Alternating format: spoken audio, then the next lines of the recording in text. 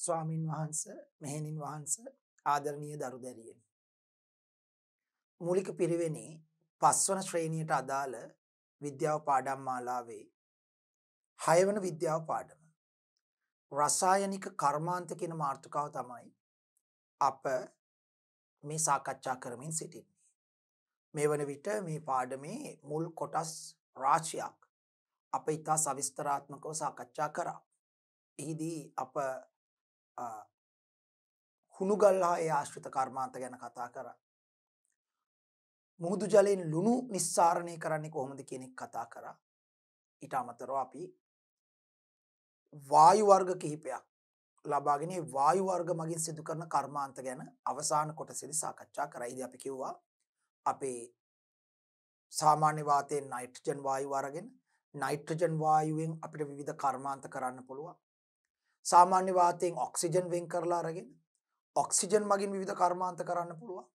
ඒ වගේම විවිධ ප්‍රතික්‍රියා වලින් ඇසිටලින් කැල්සියම් කාබයිඩ් මතර ජලයේ ඉසීමෙන් හෝ එහෙම නැත්නම් මෙතේන් ඉහළ උෂ්ණත්වයකදී අර්ධ දහනය කිරීමෙන් ඇසිටලින් වායුව නිපදවාගෙන ඒ ඇසිටලින් වායුව පාවිච්චි කරලා විවිධ කර්මාන්ත කරන්න පුළුවන් කියලා. ඉතින් මේ හැම තැනකදීම අපි කතා කළේ මේ කර්මාන්ත සඳහා අපේ රටේ තියෙන විභවය. අපේ රටේ තියෙන කර්මාන්ත කරන්න අපේ රටේ තියෙන හැකියාව.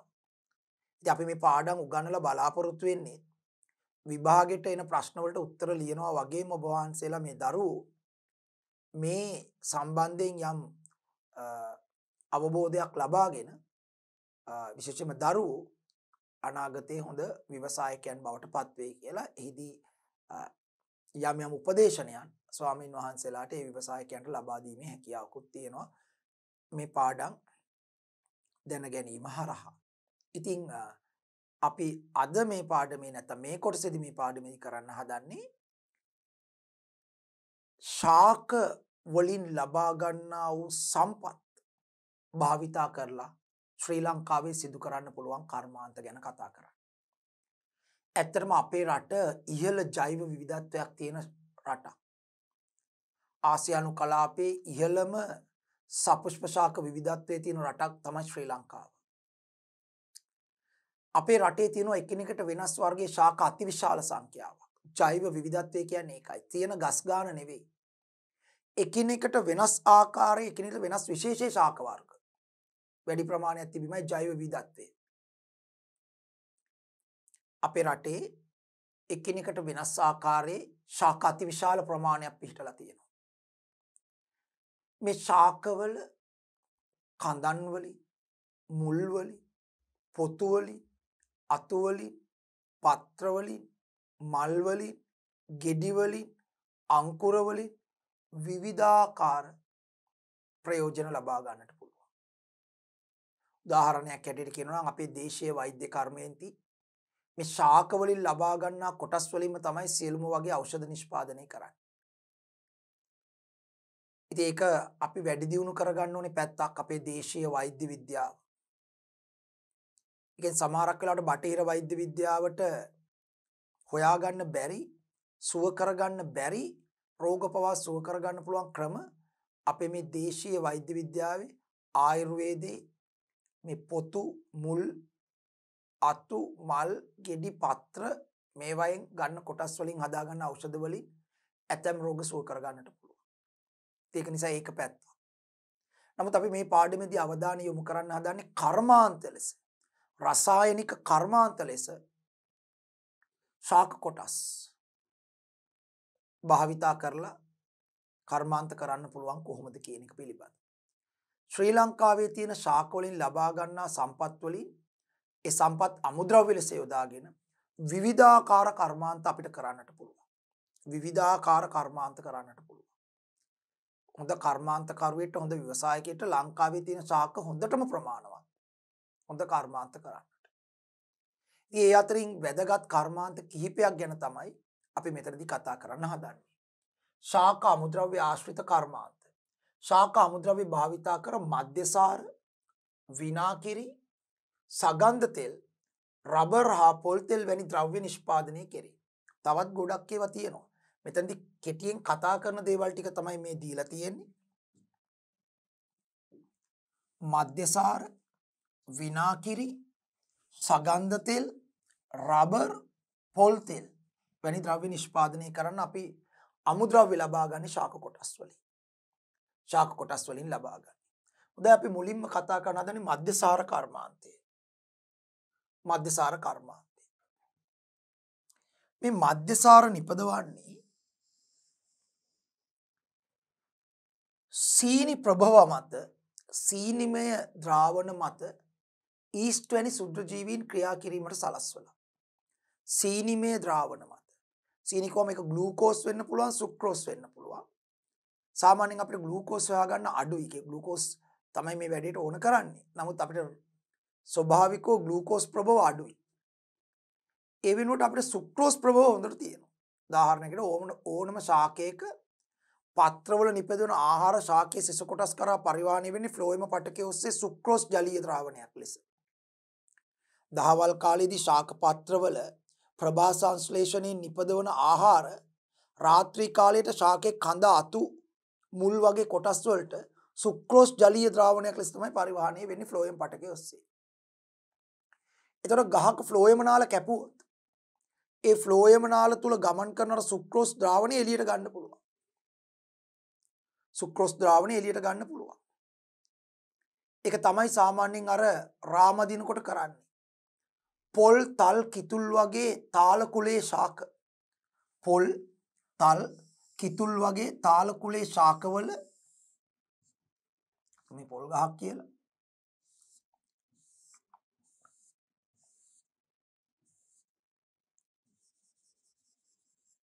කෙටියෙන් මට පොල් ඉතිරටු ඇඳ ඇදින්න මේ පොල් කොළ වෙන වෙනම ඇඳ ඇදින්න බැරි නිසා මම කෙටියෙන් මෙහෙම අඳිනවා.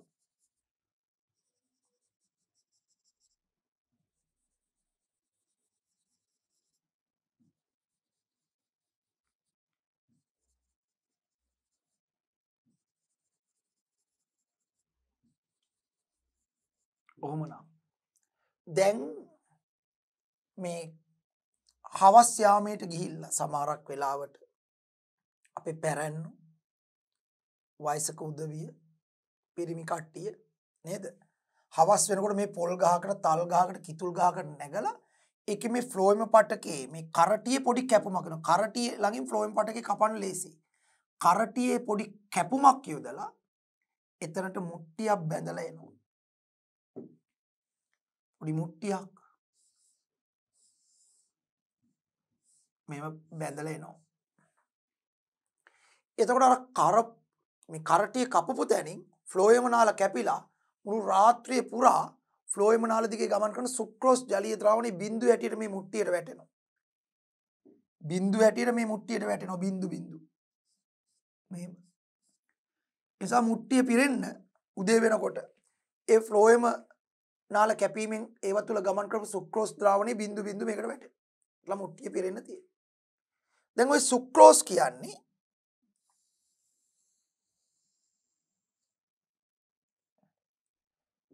දැන් ওই සුක්‍රෝස් කියන්නේ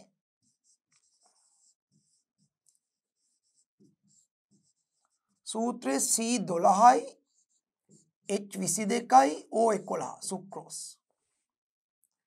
දැන් මේක මත වායුගෝලයේ ඉන්න ඊස්ට් කියන දිලීරය. ඒ දිලීරේ වායුගෝලයෙන් ඇවිල්ලා මේ සුක්‍රෝස් මේ මුට්ටිය ඇතුලේ තියෙන සුක්‍රෝස් ද්‍රාවණයට පළමුව ශ්‍රාවය කරන එන්සයිම ඉන්වර්ටේස් කියලා එන්සයිම.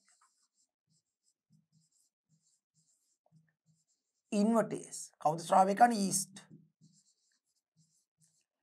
මේ ඉන්වර්ටේස් එන්සයිමෙන් මේ සුක්‍රෝස් පරිවර්තනය වෙනවා ග්ලූකෝස් බවට. සුක්‍රෝස් වල සරල ස්වරූපේ ග්ලූකෝස් බවට. ග්ලූකෝස් බවට පත් වෙනවා. ඔක්කොම සුක්‍රෝස් නෙමෙයි මේ ඉන්වර්ටේස් එන්සයිමෙන් එමින් මේ තියෙන සුක්‍රෝස් වලින් යම් ප්‍රමාණයක් ග්ලූකෝස් කරනවා. ග්ලූකෝස් කියන්නේ C6යි H12යි O6. ඒ කියන්නේ මෙතන සුක්‍රෝස් වල C12යි ග්ලූකෝස් වල C6යි. ඒකට අපිට පේනවා සුක්‍රෝස්ට වඩා ග්ලූකෝස් සරලයි. සරල සීනි ආකාරයක්. ඊළඟට මේ ග්ලූකෝස් මත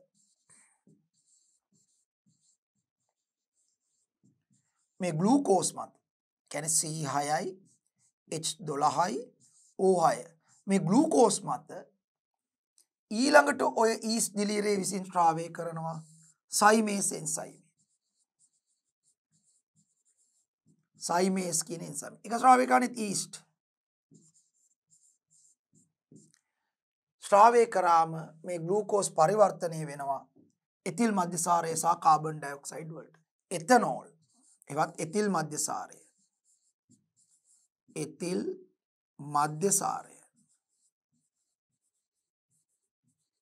සහ කාබන් ඩයොක්සයිඩ්.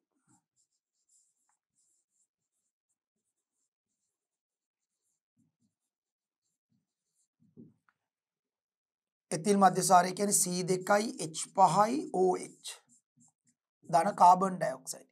හරි CO2 මෙන්න මේකට පත් වෙනවා.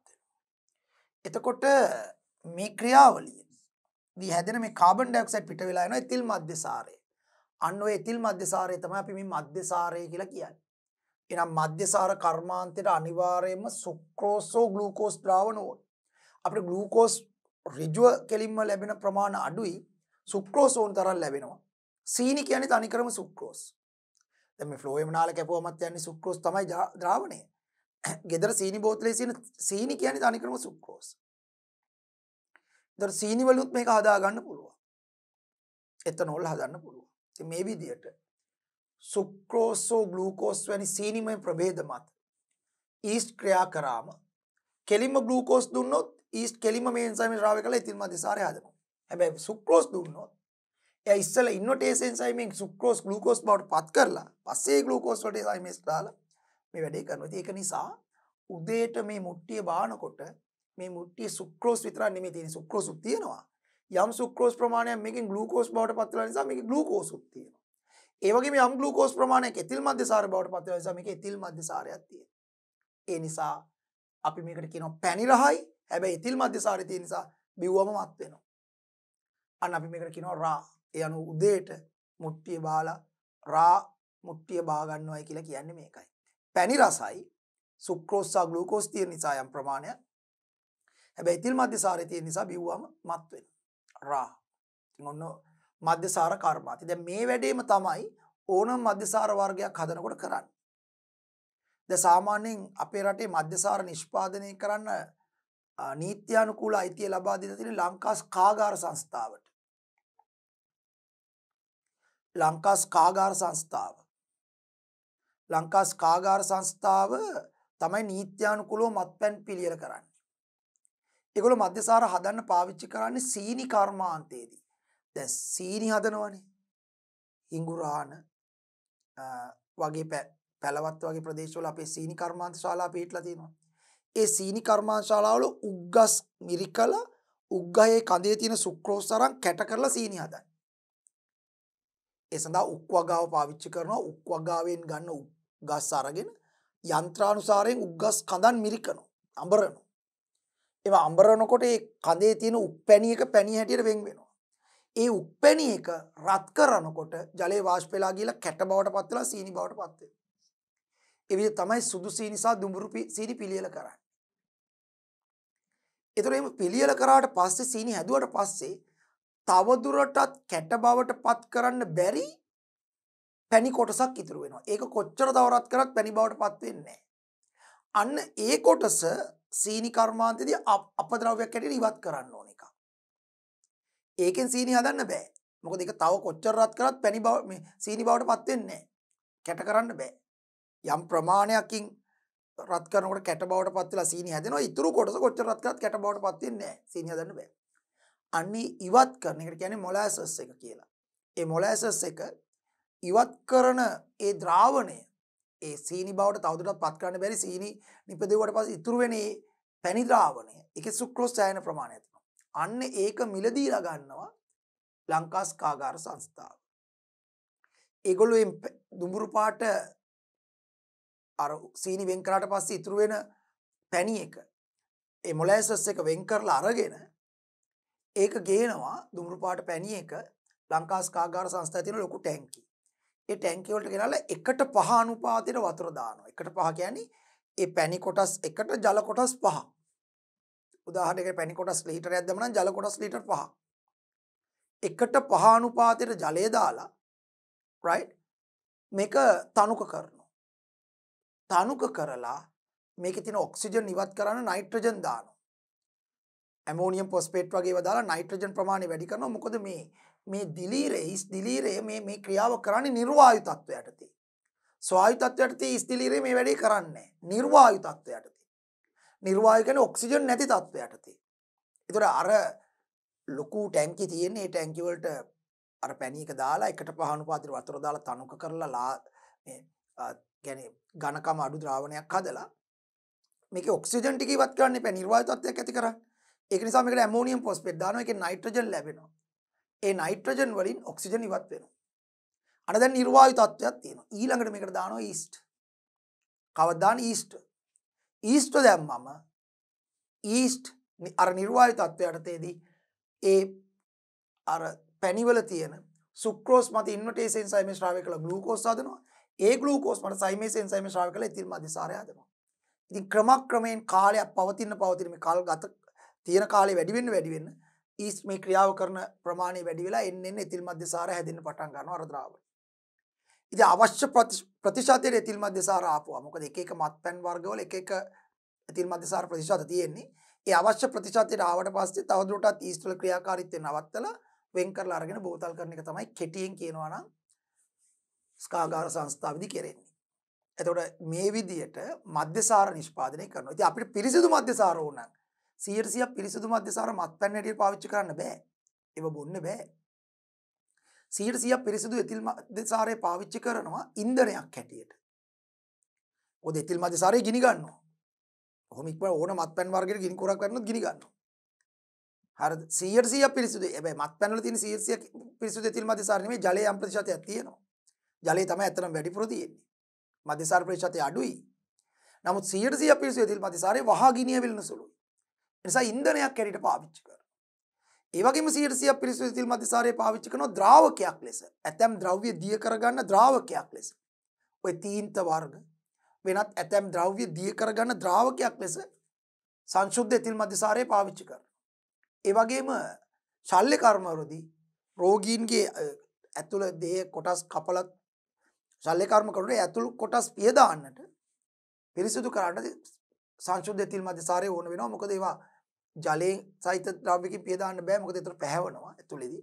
ඒ නිසා 100% පිරිසිදු එතිල් මධ්‍යසාරය පාවිච්චි කරනවා ඒ වගේ ශල්‍යාගාරවලදී. දැන් මේකට ඕන කරන 100% පිරිසිදු එතිල් මධ්‍යසාරය හදන්නේ කොහොමද? දැන් අතන හැදෙන යම් ප්‍රතිශතයක්නේ. එහෙම යම් ප්‍රතිශතයකින් හදලා ගන්න එතිල් මධ්‍ය කියන්නේ ජලයේ යම් ප්‍රතිශතයයි එතිල් මධ්‍යසාරය යම් ප්‍රතිශතයයි තියෙන්නේ. ඊස්ට් මේ වැඩේ කරන්න එතිල් මධ්‍යසාර ප්‍රතිශතය වැඩි වෙනවා. එක්තරා ප්‍රමාණයකට එතිල් මධ්‍යසාර හදලා අරගෙන ඊළඟට මේක ආසවණයට ලක් කරනවා.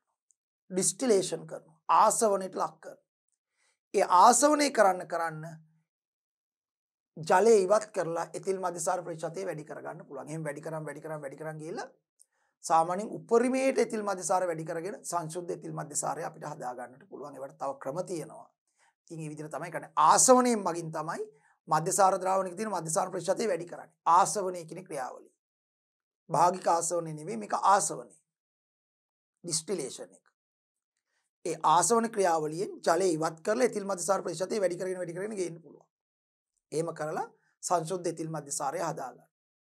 ඉතින් එතිල් මධ්‍යසාරය ද්‍රාවකයක් හැටියටත් ඉන්ධනයක් හැටියටත් සංශුද්ධ එතිල් මධ්‍යසාරය භාවිතා කරනවා බොහෝ වෙලාවට. ඒ වගේම ඖෂධ නිෂ්පාදනයේදී අරිෂ්ඨ වර්ග හදනකොට සමහරක් පැණි ඖෂධ ලෙස පාවිච්චි කරන පැණි වර්ග හදනකොට මොකද සමහරක් ඖෂධීය සංඝටක වතුරේ දිය වෙන්නේ නැහැ. වතුරේ දිය වෙන ඒවා වතුරේ දිය කරලා හදන්න පුළුවන් ඖෂධේ ද්‍රාවණයක් ලෙස. වතුරේ දිය වෙන්නේ නැති උඟක් ඖෂධ මධ්‍යසාරයේ දිය කරලා තමයි හදන්නේ. ඒ නිසා සමහරක් බටහිර වෛද්‍ය විද්‍යාවේ දියරමේ ඖෂධ වර්ග හදනකොටත් අපේ දේශීය වෛද්‍ය විද්‍යාවේදී ඔය අරිෂ්ඨ වර්ග හදනකොටත් යම් ප්‍රමාණයක් මධ්‍යසාර පාවිච්චි කරනවා ඒ ඖෂධ වර්ග දිය කරන්නට. ඒ නිසා ඖෂධ නිෂ්පාදනයේ මධ්‍යසාරය අපිට වැදගත් වෙනවා. දැන් අපි බලමු මොකද කියන්නේ කියලා. මධ්‍යසාර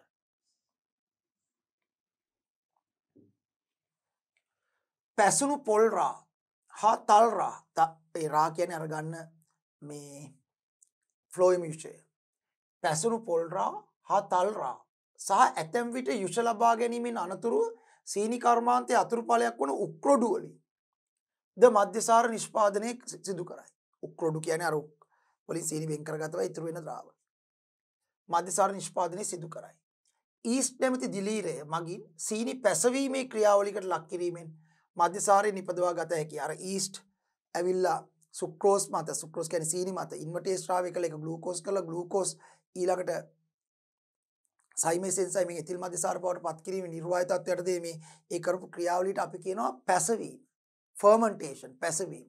ඒ කියන්නේ අපි කියන්නේ සීනි පැසවීමේ ක්‍රියාවලිය මගින් මධ්‍යසාරය හදනවා. ඊස්ට් මගින් නිර්වාය තත්ත්වයටදී සීනි පැසවීමේ ක්‍රියාවලිය මධ්‍යසාර අපිට නිපදවා ගන්නට පුළුවන්. ඊළඟට මෙසේ ලබා ගන්නා මධ්‍යසාරයේ එතිල් මධ්‍යසාරයවත් එතනෝල් නම් වේ. ඔව්. දැන් මධ්‍යසාර කිව්වම රසායන විද්‍යාව පැත්තෙන් බැලුවම මධ්‍යසාර කියන්නේ සංයෝග කාණ්ඩයක්. එක එක වර්ගයේ මධ්‍යසාර තියෙනවා. දැන් අපි මේ මධ්‍යසාරය කියලා මේ පාඩමේදී කතා කරන්නේ එතිල් මධ්‍යසාරය. C2යි. H5OH. ඕක තමයි අර බිව්වම මත් වෙන්නේ.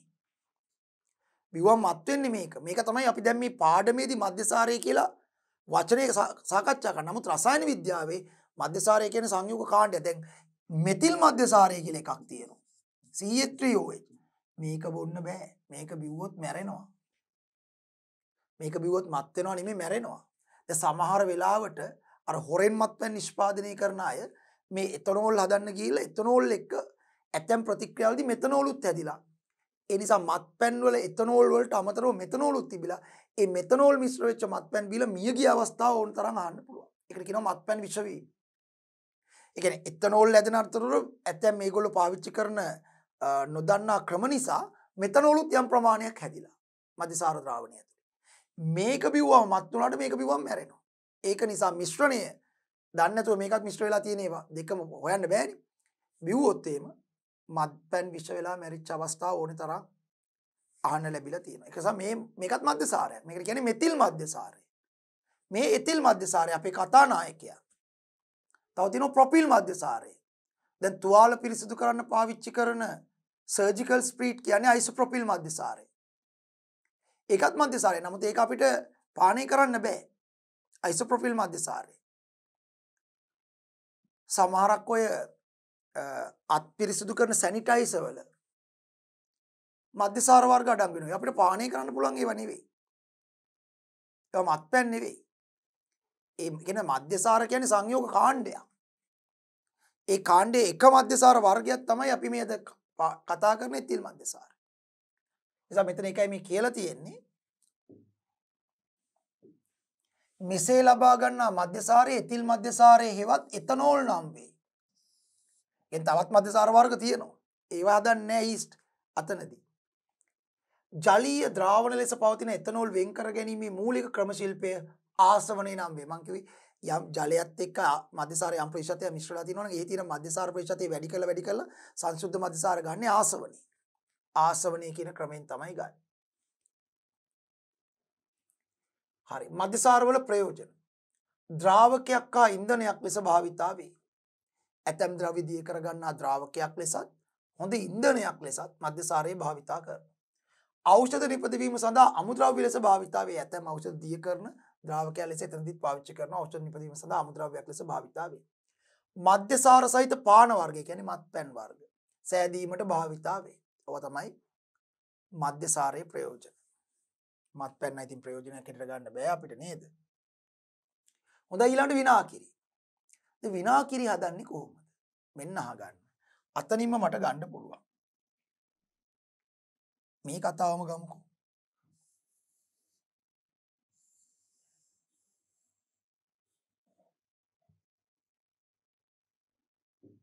දැන් මේකම ගන්නකෝ.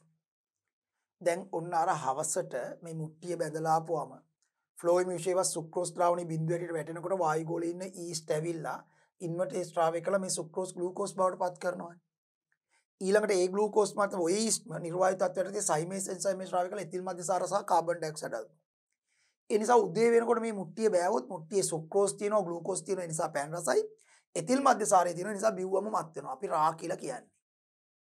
රා කියලා කියන්නේ. හැබැයි වැරදිලාවත් මිනිස්සයාට මේක උදේට මුට්ටිය බා ගන්න බැරි වුණා. එයා හිතනවා ආද මට උදේට ඕක බා ගන්න බෑ. මං අද හවස් වෙලා ගිහලා මුට්ටිය බානවා. දැන් මොකද වෙන්නේ? දැන් මේ එතිල් මධ්‍යසාර දැන් ඊස්ට් මේ වැඩේ කර කර ඉන්නවා. සුක්‍රෝස් ග්ලූකෝස් කරනවා ග්ලූකෝස් එතිල් මධ්‍යසාර කර කර ඉන්නකොට වායුගෝල ඉන්නවා තව බැක්ටීරියාවක්. මේක දිලීරයක් ඊස්ට් කියන්නේ. වායුගෝල ඉන්නවා තව බැක්ටීරියාවක් ඇසිටෝබැක්ටර්. එයාගේ නම ඇසිටෝබැක්ටර්. ඇසිටෝබැක්ටර් බැක්ටීරියාව ඇවිල්ලා මේ මුට්ටියේ තියෙන මේ එතිල් මධ්‍යසාරය වෙන ප්‍රතික්‍රියාවකට ලක් කරනවා. මෙන්න ප්‍රතික්‍රියාව. එතිල් මධ්‍යසාරය. හරි. එතිල් මධ්‍යසාරයවත් එතනෝල් කියලා කෙටියෙන් ලියමුකෝ. එතනෝල්. එතනෝල් අර මුට්ටිය ඇතුලේ දැන් මේ හැදිලා තියෙන එතනෝල්. C2යි H5යි OH1. එතනෝල් ඇසිටෝබැක්ටර් මගින්. කවුද මේ බැක්ටීරියා නම? ඇසිටෝබැක්ටර්.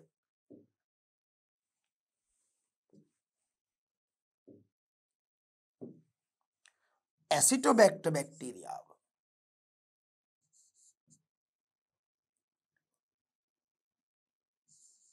ඇසිටෝබැක්ටර් කියන බැක්ටීරියාවෙන් මේ එතනෝල් පත් කරනවා ඇසිටික් අම්ලය බවට.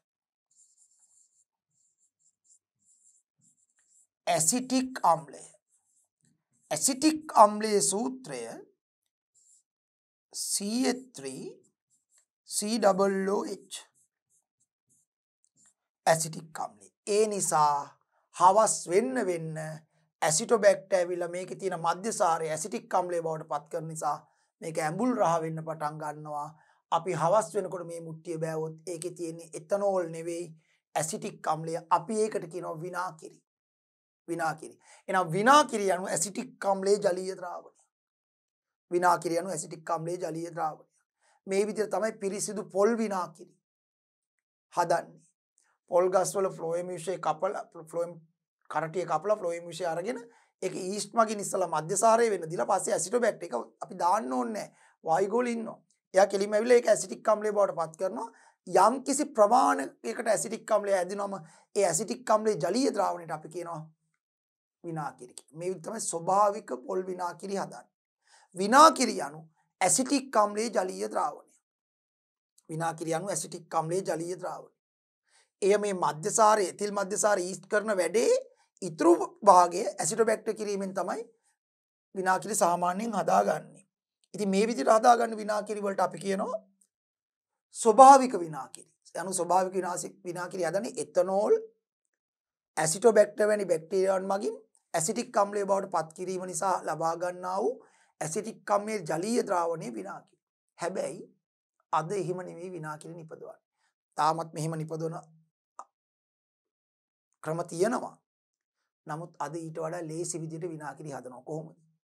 සංශුද්ධ ඇසිටික් අම්ලය හදනවා. සංශුද්ධ ඇසිටික් අම්ලය කියන්නේ 100% පිරිසුදු ඇසිටික් අම්ලය. ඒක සුදු පාට කැට. අද රසායන විද්‍යාව දියුණුයි ලෝකේ. ඒ නිසා ඒගොල්ලෝ කරන්නේ වෙන වෙන ප්‍රතික්‍රියාවලින් සංශුද්ධ ඇසිටික් අම්ලය, පිරිසුදු ඇසිටික් අම්ලය හදනවා. ඒ කියන්නේ සුදු පාට කැට අරගෙන ඒක වතුරේ දිය කරනවා. එතකොටත් හම්බෙන්නේ ඇසිටික් අම්ලයේ ජලීය ද්‍රාවණය. ඒක තමයි බෝතල් කරලා විනාකිරි හැටියට එවන්නේ. නමුත් ඒක අර ස්වභාවිකව අර පොල් රා විනාකිරි වෙලා හැදෙන විනාකිරි වගේ ඒ රසයක් නැවුම් ගතියක් නැහැ. මොකද අර කෙලින්ම කෘත්‍රිමව සංශුද්ධ ඇසිටික් අම්ලය හදලා ඒ ඇසිටික් අම්ලයේ ජලයේදී කරලා හදාගන්න විනාකිරි. ඒක අර ස්වභාවික විනාකිරි වගේ නෙවෙයි. නමුත් ඇත්තටම අද වර්තමානයේ අපිට කොහේ ගියත් ගන්න තියෙන කෘත්‍රිමව හදපු කෘත්‍රිම විනාකිරි එක තමයි බොහෝම අඩුයි අපිට ස්වභාවිකව අර රා විනාකිරි බවට පත් කරලා හදාගන්න විනාකිරි එක හොයාගන්න නැති තරමයි. රයිට්? මොකද පහසුවට මේක ලේසි. අරකට මුට්ටි බදින්න ඕනේ ගස්වල, ඒ අවශ්‍ය කාලය තියන්න ඕනේ. ඊට පස්සේ ආයෙ ගහටන කරලා මේක බාලා වෙන් කරගන්න එකට තියෙන එක නිපදවා ගන්න තියෙන ක්‍රමයේ අපහසුව නිසා ඊට වඩා ලේසි සංශුද්ධ ඇසිටික් අම්ලයේ මහා පරිමාණ වශයෙන් නිපදවන්න පුළුවන් ක්‍රම තියෙනවා. මොකද දෙකේම තියෙන ඇසිටික් අම්ලයේ ජලීය ද්‍රාවණය. නමුත් අරක ස්වභාවික වෙන්නේ රා වලින් හැදෙන්නේ. මේක කෙලින්ම සංශුද්ධ ඇසිටික් අම්ලයේ ජලයේදී කරලා හදාගන්න. ඒකත් විනාකිරි තමයි ඇසිටික් අම්ලයේ ජලීය ද්‍රාවණයක්. සංඝටකයේ තිබ්බට නමුත් එහි අර ස්වභාවික ගතියක් නැති තත්ත්වයක් තියෙනවා. නමුත් අපිට මිලදීලා ගන්න වෙන්නේ උගක් වෙලාවට කඩවල් වලින් අන්නේ විනාකිරි එක. ඒතර විනාකිරි කියන්නේ ඇත්තටම ඇසිටික් අම්ලයේ ජලීය ද්‍රාවණය.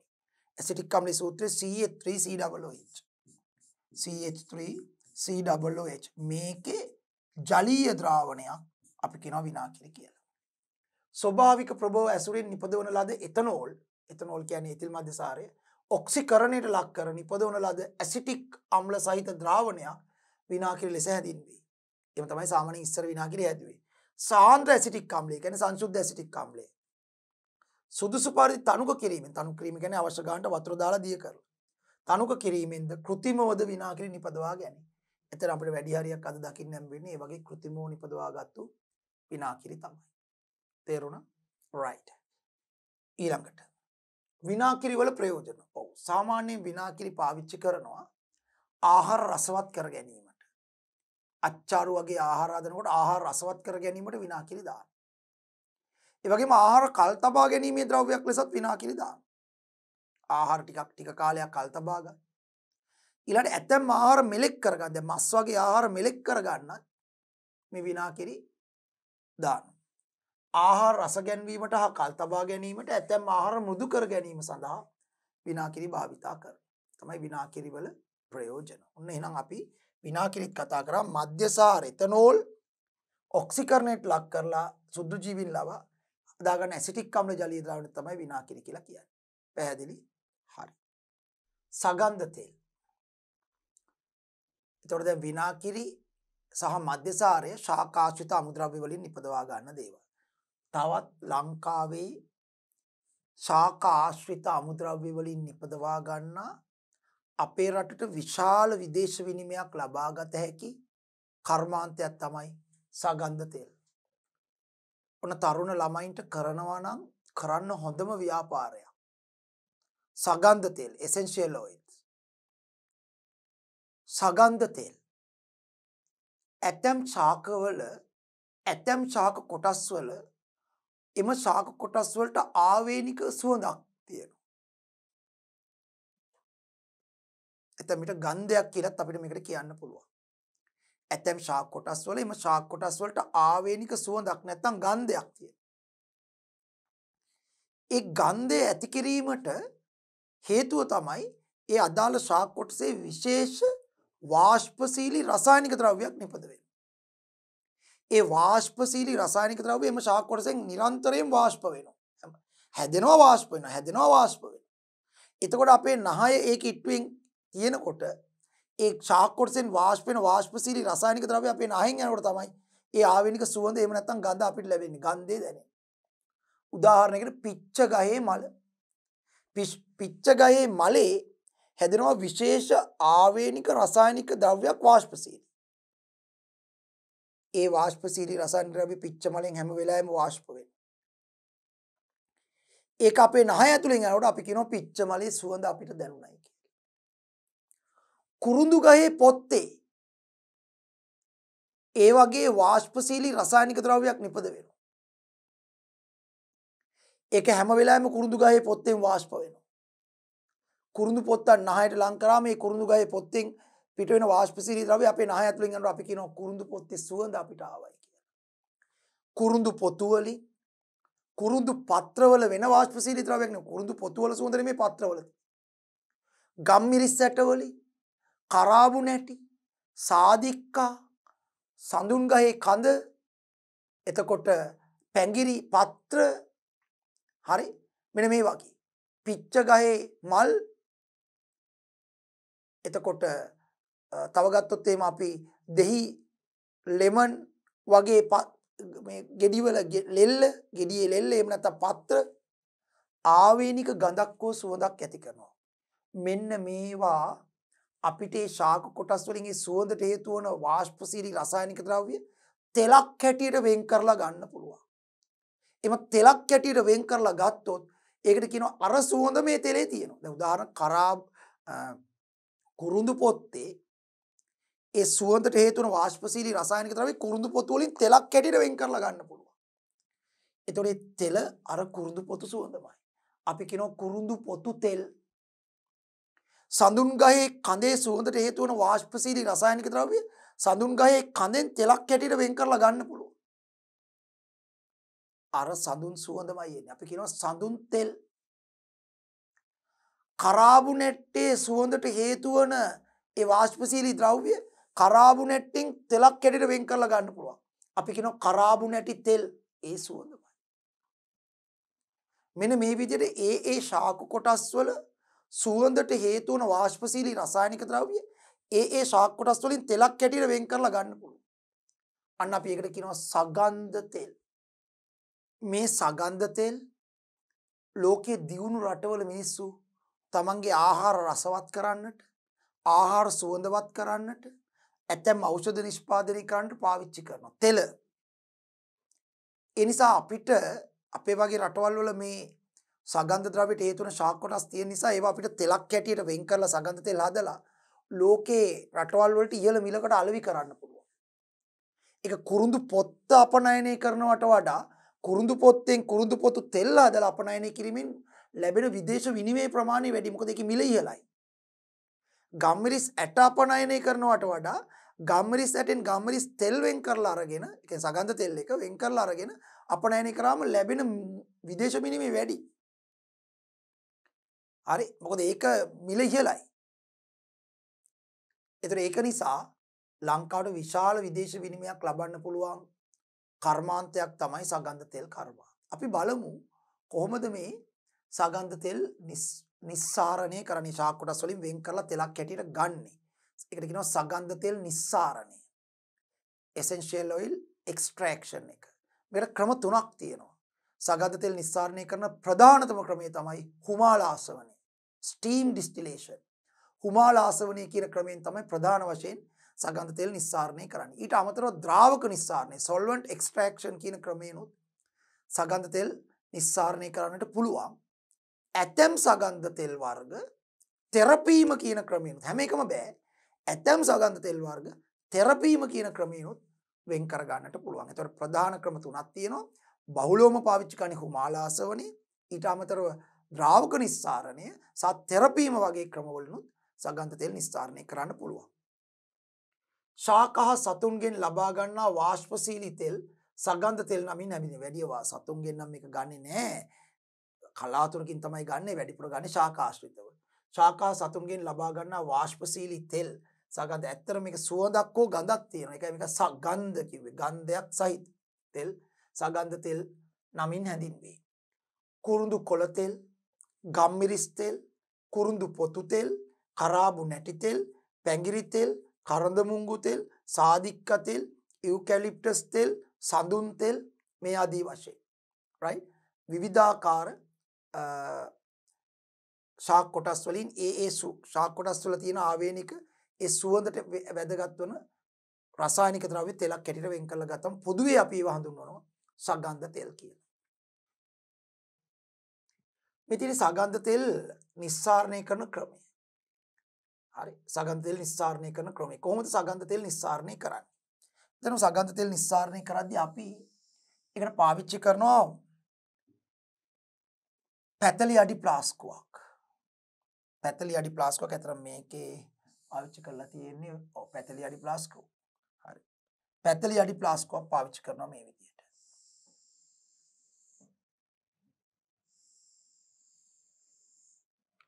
මේ පැතලි අඩි ප්ලාස්කුවක් තෙපාවක් උඩ තියලා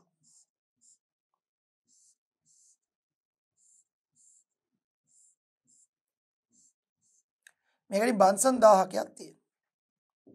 මම විද්‍යාගාරයේ ඇටුමක් අඳින්නේ. බන්සන් 1000ක් තියෙනවා.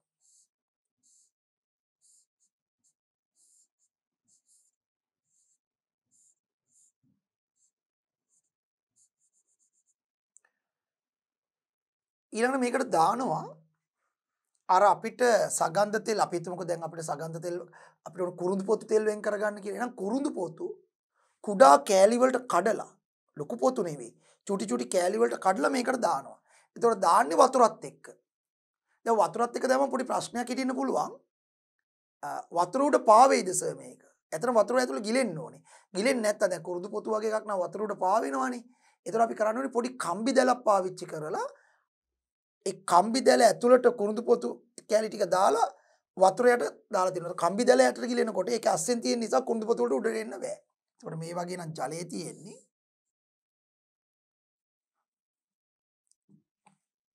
මේ වගේ නම් ජලයේ තියෙන්නේ. හරි. මෙහෙම කම්බි දැලක් දැම්මොත් ඒ දැල ඇතුලේ තමයි තියෙන්නේ අර අපේ අදාළ ශාක කොටස් ටික. කුරුඳු පොතු කෑලි ටික. ඒ මොනවා හරි ශාක කොටසක්. ඒක දැන් මම මේ කුරුඳු උදාහරණයට ගත්තේ. දැන් සඳුන් නම් සඳුන් ගහේ කඳේ පොඩි පොඩි කෑලි. පැංගිරි නම් පැංගිරි පත්‍ර චූටි චූටි කෑලි වලට කල්ලි අදාළ ශාක කොටස සුවඳ ඇති කෙනෙකුට ගත්තම ශාක කොටස ඔම දාන්න. දාලා ඊළඟට තව අපි ගන්නවා මේ වගේම පැතලි අඩි ප්ලාස්කුවක්.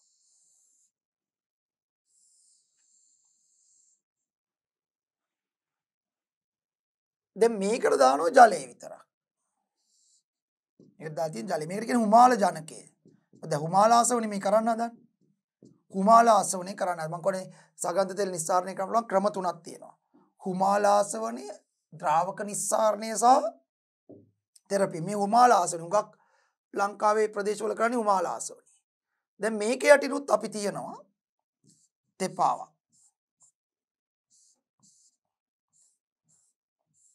නැත්තම් ආධාරකයක්. ඊළ ඒක යටිනුත් බන්සන් 1000ක් තියන්න ඕනේ. වෙනම.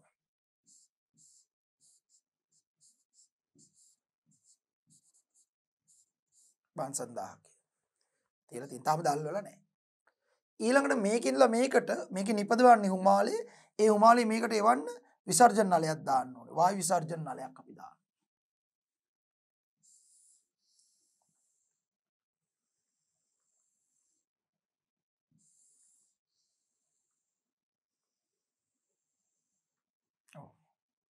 දාලා මේක සීල් කරනවා.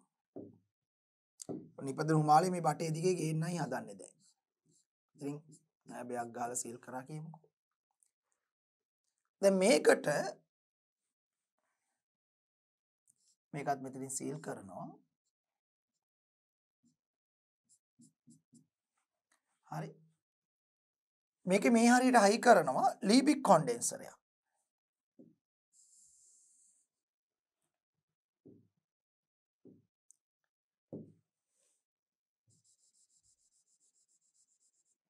නොතට හයි කරනවා ලීබික් කොන්ඩෙන්සරයක්. මේ තියෙන ලීබික් කොන්ඩෙන්සරය. සාමාන්‍ය ලීබික් කොන්ඩෙන්සරයෙන් කරන්නේ වාෂ්පයක් ඝනීභවණයට පත් කිරීම. වාෂ්පයක් ද්‍රව බවට පත් කිරීම. ලීබික් කොන්ඩෙන්සරයෙන් කරන්නේ ඒකයි. වාෂ්පයක් ද්‍රව බවට පත් කිරීම.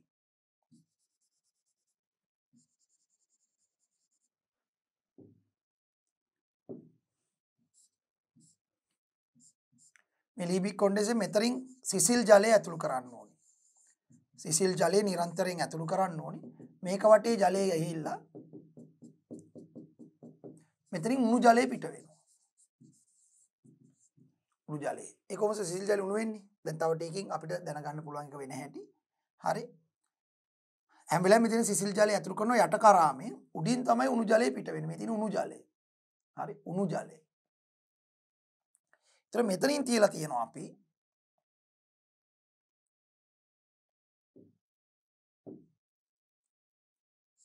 උපයුක්තයක් දාලා එරිය උපයුක්ත ඒකට අත්‍යවශ්‍ය නැහැ බීකරයක්. බීකරයක් තියලා තියෙනවා. ඒතර වෙන්නේ මේකයි. බලන්න වෙන දේ. දැන් බන්සන් 1000ක දල්වන්න ඕනේ. අපි බන්සන් 1000ක දල්වනවා. දැල්වම ඉතින් රත් වෙනවනේ මේකේ. රත් වෙනකොට මෙතන වතුර රත් වෙනවා මේකෙත් වතුර ඇතුලේ මේ ශාක කොටස් දාලා තියෙන්නේ. මෙතන වතුර රත් වෙලා නටලා හුමාලය හැදෙනවා. හැදෙන හුමාලයට මේ බීකරේ මෙතනින් වහල නිසා මේ පැතලි අඩි ප්ලාස්ටික් කට මෙතන කෙලවර වහල නිසා යන්න තියෙන මේ වායු විසර්ජන නලයේ දිගේ විතරයි. හුමාලය මේක දිගේ ඇවිල්ලා මෙතනින් ඇවිල්ලා බුබුලු දමමින් මේ හරියෙන් හුමාලයේ යන්න පටන් ගන්නවා. ඒ යනකොට මේ ශාක කොටස් වල අර අපි කුරුඳු පොතු කියලා කුරුඳු පොතු වල හොඳට හුමාලයේ වදිනවා.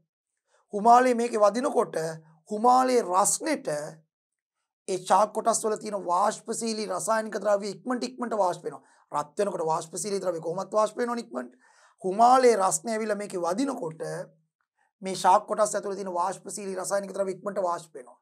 එතකොට මේ උඩින් තියෙන මේ වාෂ්ප කලාපෙට කණ්ඩායම් දෙකක් එනවා. එකක් තමයි ජල වාෂ්ප එනවා. ජල වාෂ්ප මේ නිල් පාට තිත් වලින් තියෙන ජල වාෂ්ප හුමාලයේ. ජල වාෂ්ප එනවා. ජල වාෂ්ප. අනික එක තමයි අර ශාක කොටසේ තිබිච්ච සුවඳට හේතු වුණ වාෂ්පශීලී රසායනික ද්‍රව්‍යයක් තියෙනවා. වාෂ්පශීලී රසායනික ද්‍රව්‍යයක් තියෙනවා. ඒකත් එනවා. ඒතකොට දැන් මිශ්‍රණයක් තියෙන්නේ. වාෂ්පශීලී රසායනික ද්‍රව්‍ය කියන්නේ සුවඳට හේතු වෙන සගන්ධ වාෂ්පයයි හුමාලයයි ජල වාෂ්පයි. ඊට පස්සේ ওই වාෂ්පයට මෙතන යන්න තැනක් නිසා ඒක මේ ලීබික් කොන්ඩෙන්සරේ මේ මැද තියෙන සිදුර හරහා යනවා. රත් වෙලා තියෙන්නේ. රත් වෙච්ච එක මෙහෙන් යනකොට මෙහෙන් සිසිල් ජලය ඇතුළු කරනකොට සිසිල් ජලය මේ නලයේ මේ මැද නලය ඇතුළට යන්නේ නැහැ. මැද නලයේ වටේ තමයි සිසිල් ජලය ගමන් කරන්නේ. ඒතර මෙහෙන් රත් වෙච්ච වාෂ්පයක් මැද නලයේ ඇතුලෙන් එනකොට මෙහෙන් සිසිල් ජලය ගමන් කරන නලයේ වටේ ඒ නලයේ වටේ තියෙන සිසිලස නිසා මැදින් යන වාෂ්පයේ ඝනීභවණය වෙනවා. ඒ නිසා අපිට පුළුවන් ලීබික් කොන්ඩෙන්සරයක් ලවා වාෂ්පයක් ඝනීභවණය කරගන්න. මොකද අර වාෂ්පයේ තියෙන රස්නය වටේ යන ජලය උරා ගන්නවා. වටේ යන ජලයේ වාෂ්පයේ තියෙන ජලය උරා ගත්තම සිසිල් ජලය රත් වෙලා මෙතෙන් උණු ජලය ලෙස එළියට යනවා. වාෂ්පයෙන් තාපයේ ජලය උරා ගත්ත නිසා වාෂ්පයේ ඝනීභවණය වෙලා මෙතනට එනකොට ද්‍රව බවට පත් වෙලා එන්නේ වාෂ්පය. මෙහෙන් එන වාෂ්පය මෙතෙන් ද්‍රව බවට පත් වෙලා මෙතෙන් වැටෙන්න පටන් ගන්නවා. බිඳු හැටියට මේක වැටෙන්න පටන් ගන්නවා. එතකොට වැටෙන එකේ දෙන්නෙක් ඉන්නවා. කවුද දෙන්න? ඇයි මෙතන ජල වාෂ්පත් ඉන්නවා, සගන්ධ වාෂ්පයක් ඉන්නවනේ. ඒතර ඝනීභවනකොට දෙන්නම ඝනීභවණය වෙනවා. ජල වාෂ්ප ඝනීභවනලා ද්‍රව ජලය වැටෙනවා. සගන්ධ වාෂ්පේ ඝනීභවනලා සගන්ධ තෙල වැටෙනවා. හැබැයි සගන්ධ තෙලුයි ජලයයි අමිශ්‍රයි. කිසිදු සගන්ධ තෙලක් ජලත් එක්ක මිශ්‍ර නැහැ. ඒ නිසා දෙකම එකට ඝනීභවනලා මිශ්‍රණේ වැටුණාට පස්සේ ජලයෙන් සගන්ධ තෙල් වෙන් වෙනවා. එක්ක සමහරක් වෙලාවට ජලයේ යටින් සගන්ධ තෙල් උඩින් තියෙන්න පුළුවන්. ඇතැම් විට ජලයේ උඩින් සගන්ධ තෙල් යටින් තියෙන්න පුළුවන්. ඒක තීරණය වෙන්නේ ජලයේ සහ ඔබ වෙන් කරන සගන්ධ තෙලේ ඝනත්ව අනුව. ජලයට වඩා සගන්ධ තෙල් වල ඝනත්වය වැඩි නම් සගන්ධ තෙල් ස්තරය යටින් තියෙයි, ජල ස්තරය උඩින් තියෙයි. ජලයට වඩා සගන්ධ තෙල් වල ඝනත්වය අඩු නම් ජල ස්තරය යටින් තියෙයි, සගන්ධ තෙල් ස්තරය උඩින් තියෙයි. ඒක ඝනත්ව අනුව තීරණය කරන කෙසේ වෙතත් ස්තර වෙන් වෙනවා. මොකද මෙතනින් මේ වාෂ්ප මිශ්‍රණය ආවට දෙකම එකපාර ඝනීභවණය වෙනවා. ජල වාෂ්ප ඝනීභවන වල ජලය, සගන්ධ වාෂ්පේ ඝනීභවන වල සගන්ධ තෙල්. දෙක අමිශ්‍රයි. ද්‍රව දෙක අමිශ්‍රයි. සගන්ධ තෙල් සහ ජලය අමිශ්‍රයි. ස්තර වෙන් වෙනවා. ඒතර අපි නිකන් හිතමුකෝ මේක යටින් තියෙන එක ජලය, උඩින් තියෙන එක සගන්ධ තෙල් කියලා. අන්න සගන්ධ තෙල වෙන් කරගන්න පුළුවන් මේ විදිහට. මේකට කියනවා හුමාල ධාරාවක් පාවිච්චි කරලා ආසවණය කරලා වාෂ්පේ ඝනීභවණය කරලා සගන්ධ තෙල් හදාගත්තු ක්‍රමය නිසා හුමාල ආසවණය කියලායි මේකට කියන්නේ. හුමාල ආසවණය. එහිදී මේ වාෂ්පේ ඝනීභවණය කරලා පාවිච්චි කරන මේ උපකරණ කියනවා ලීබික් කොන්ඩෙන්සරය. ලීබික් කොන්ඩෙන්සරය. ඔන්න හුමාල ආසවන මූලධර්ම. ඒ අනුව බොහෝ වෙලාවට ශාක කොටස් වලින් සගන්ධ තෙල් නිස්සාරණය කරන්නේ හුමාල ආසවන මූලධර්ම. හරි? සාමාන්‍ය රෝස මලක සුවඳට හේතු වන වාෂ්පශීලී ද්‍රව්‍ය පවා රෝස මල් ටිකක් කෑලි වලට කඩලා මෙතන දැම්මොත් රෝස තෙල් වෙන් කරගන්න පුළුවන්. දැන් මේ සබන් වර්ග හදනකොට සඳුන් තෙල්, රෝස තෙල් ඒ වගේ ගන්නේ ඒ සබන් හදනකොට ඒ තෙල් වර්ගයේ සබන් වලට මිශ්‍ර කරන්න ඒ සගන්ධ තෙල් හදාගන්නේ මෙන්න මේ විදිහට හුමාල ආසවණි. ඊට අමතරව ද්‍රාවක නිස්සාරණයෙන්ත් පුළුවන්.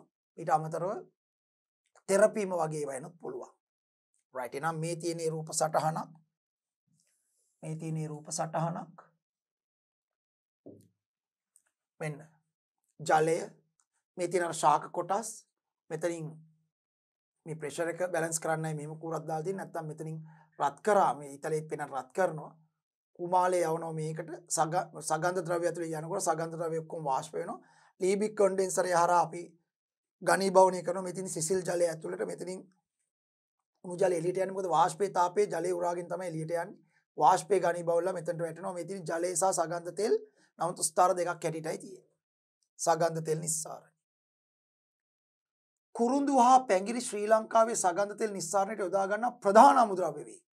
කුරුඳු තෙල් සහ කුරුඳු පොතු තෙල්, කුරුඳු පත්‍ර තෙල්, පැංගිරි තෙල් වෙන් කර ගන්න. හුමාල ආසවණය, ද්‍රාවක නිස්සාරණය හා තෙරපීම යන මූලික ක්‍රම ශිල්ප මගින් සගන්ධ තෙල් වෙන් කරගත හැකිය. කියන එක. ඔය හුමාල ආසවණය කරන තව ක්‍රමයක රූපයක් තමයි ඔය තියෙන්නේ. සගන්ධ තෙල් නිස්සාරණය ගෘහස්තව සිදු කරන අයුරු. කුඩා කර්මාන්ත වශයෙන් උත් ලංකාවේ නිවෙස්වල සගන්ධ තෙල් නිස්සාරණය කරනවා. මහා පරිමාණ කර්මාන්ත හැටියටත් මේක කරනවා. ඊට පස්සේ අපි කතා කරන්න හදන්නේ ඊළඟ ශාකාශ්‍රිත අමුද්‍රව්‍ය අරගෙන කරන්න පුළුවන් ලංකාවේ ඒත් අතීතේ නම් මේක සෑහෙන විශාල වශයෙන් ලංකාවට ආර්ථික වාසි ගෙන දුන්නු කර්මාන්තයක් රබර් කර්මාන්තයේ වර්තමානයේ ක්‍රමෙන් පරිහානියට පත්වීමෙන් පවතින එකක් රබර් කර්මාන්තය හරි මොකද මේ රබර් කර්මාන්තය කියන්නේ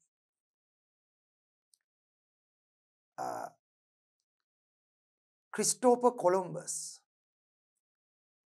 ඇමරිකාව සොයාගත්තට පස්සේ බටහිර ජාතිකයෝ හුඟ දෙනෙක් ඇමරිකාවට සහ ඇමරිකාව ආශ්‍රිතව පිහිටි බ්‍රසීලය වගේ රටවල් වල ඒ කාලේ සංචාරය කෙරුවා. එහිදී චාල්ස් ඩි ලා කොන්ඩමින් කියන බටහිර ජාතිකයා බ්‍රසීලයේ සංචාරය කරනකොට මේ ගොඩාක් කාලයකට කලින් ඔහු දැක්ක බ්‍රසීලයේ වැසියෝ එහි තිබෙන ගහකින් ලබාගත්තු යම් ද්‍රව්‍යකින් හදාගත්තු බෝලයක් පාවිච්චි කරලා ක්‍රීඩා කරනවා. මේ ක්‍රීඩා භාණ්ඩයේ තිබිච්ච මේ බෝලේ තිබිච්ච විශේෂත්වය තමයි වදින තැනින් පොළා පනිනවා. වැදුනම ටක් ගාලා පොළා පනිනවා.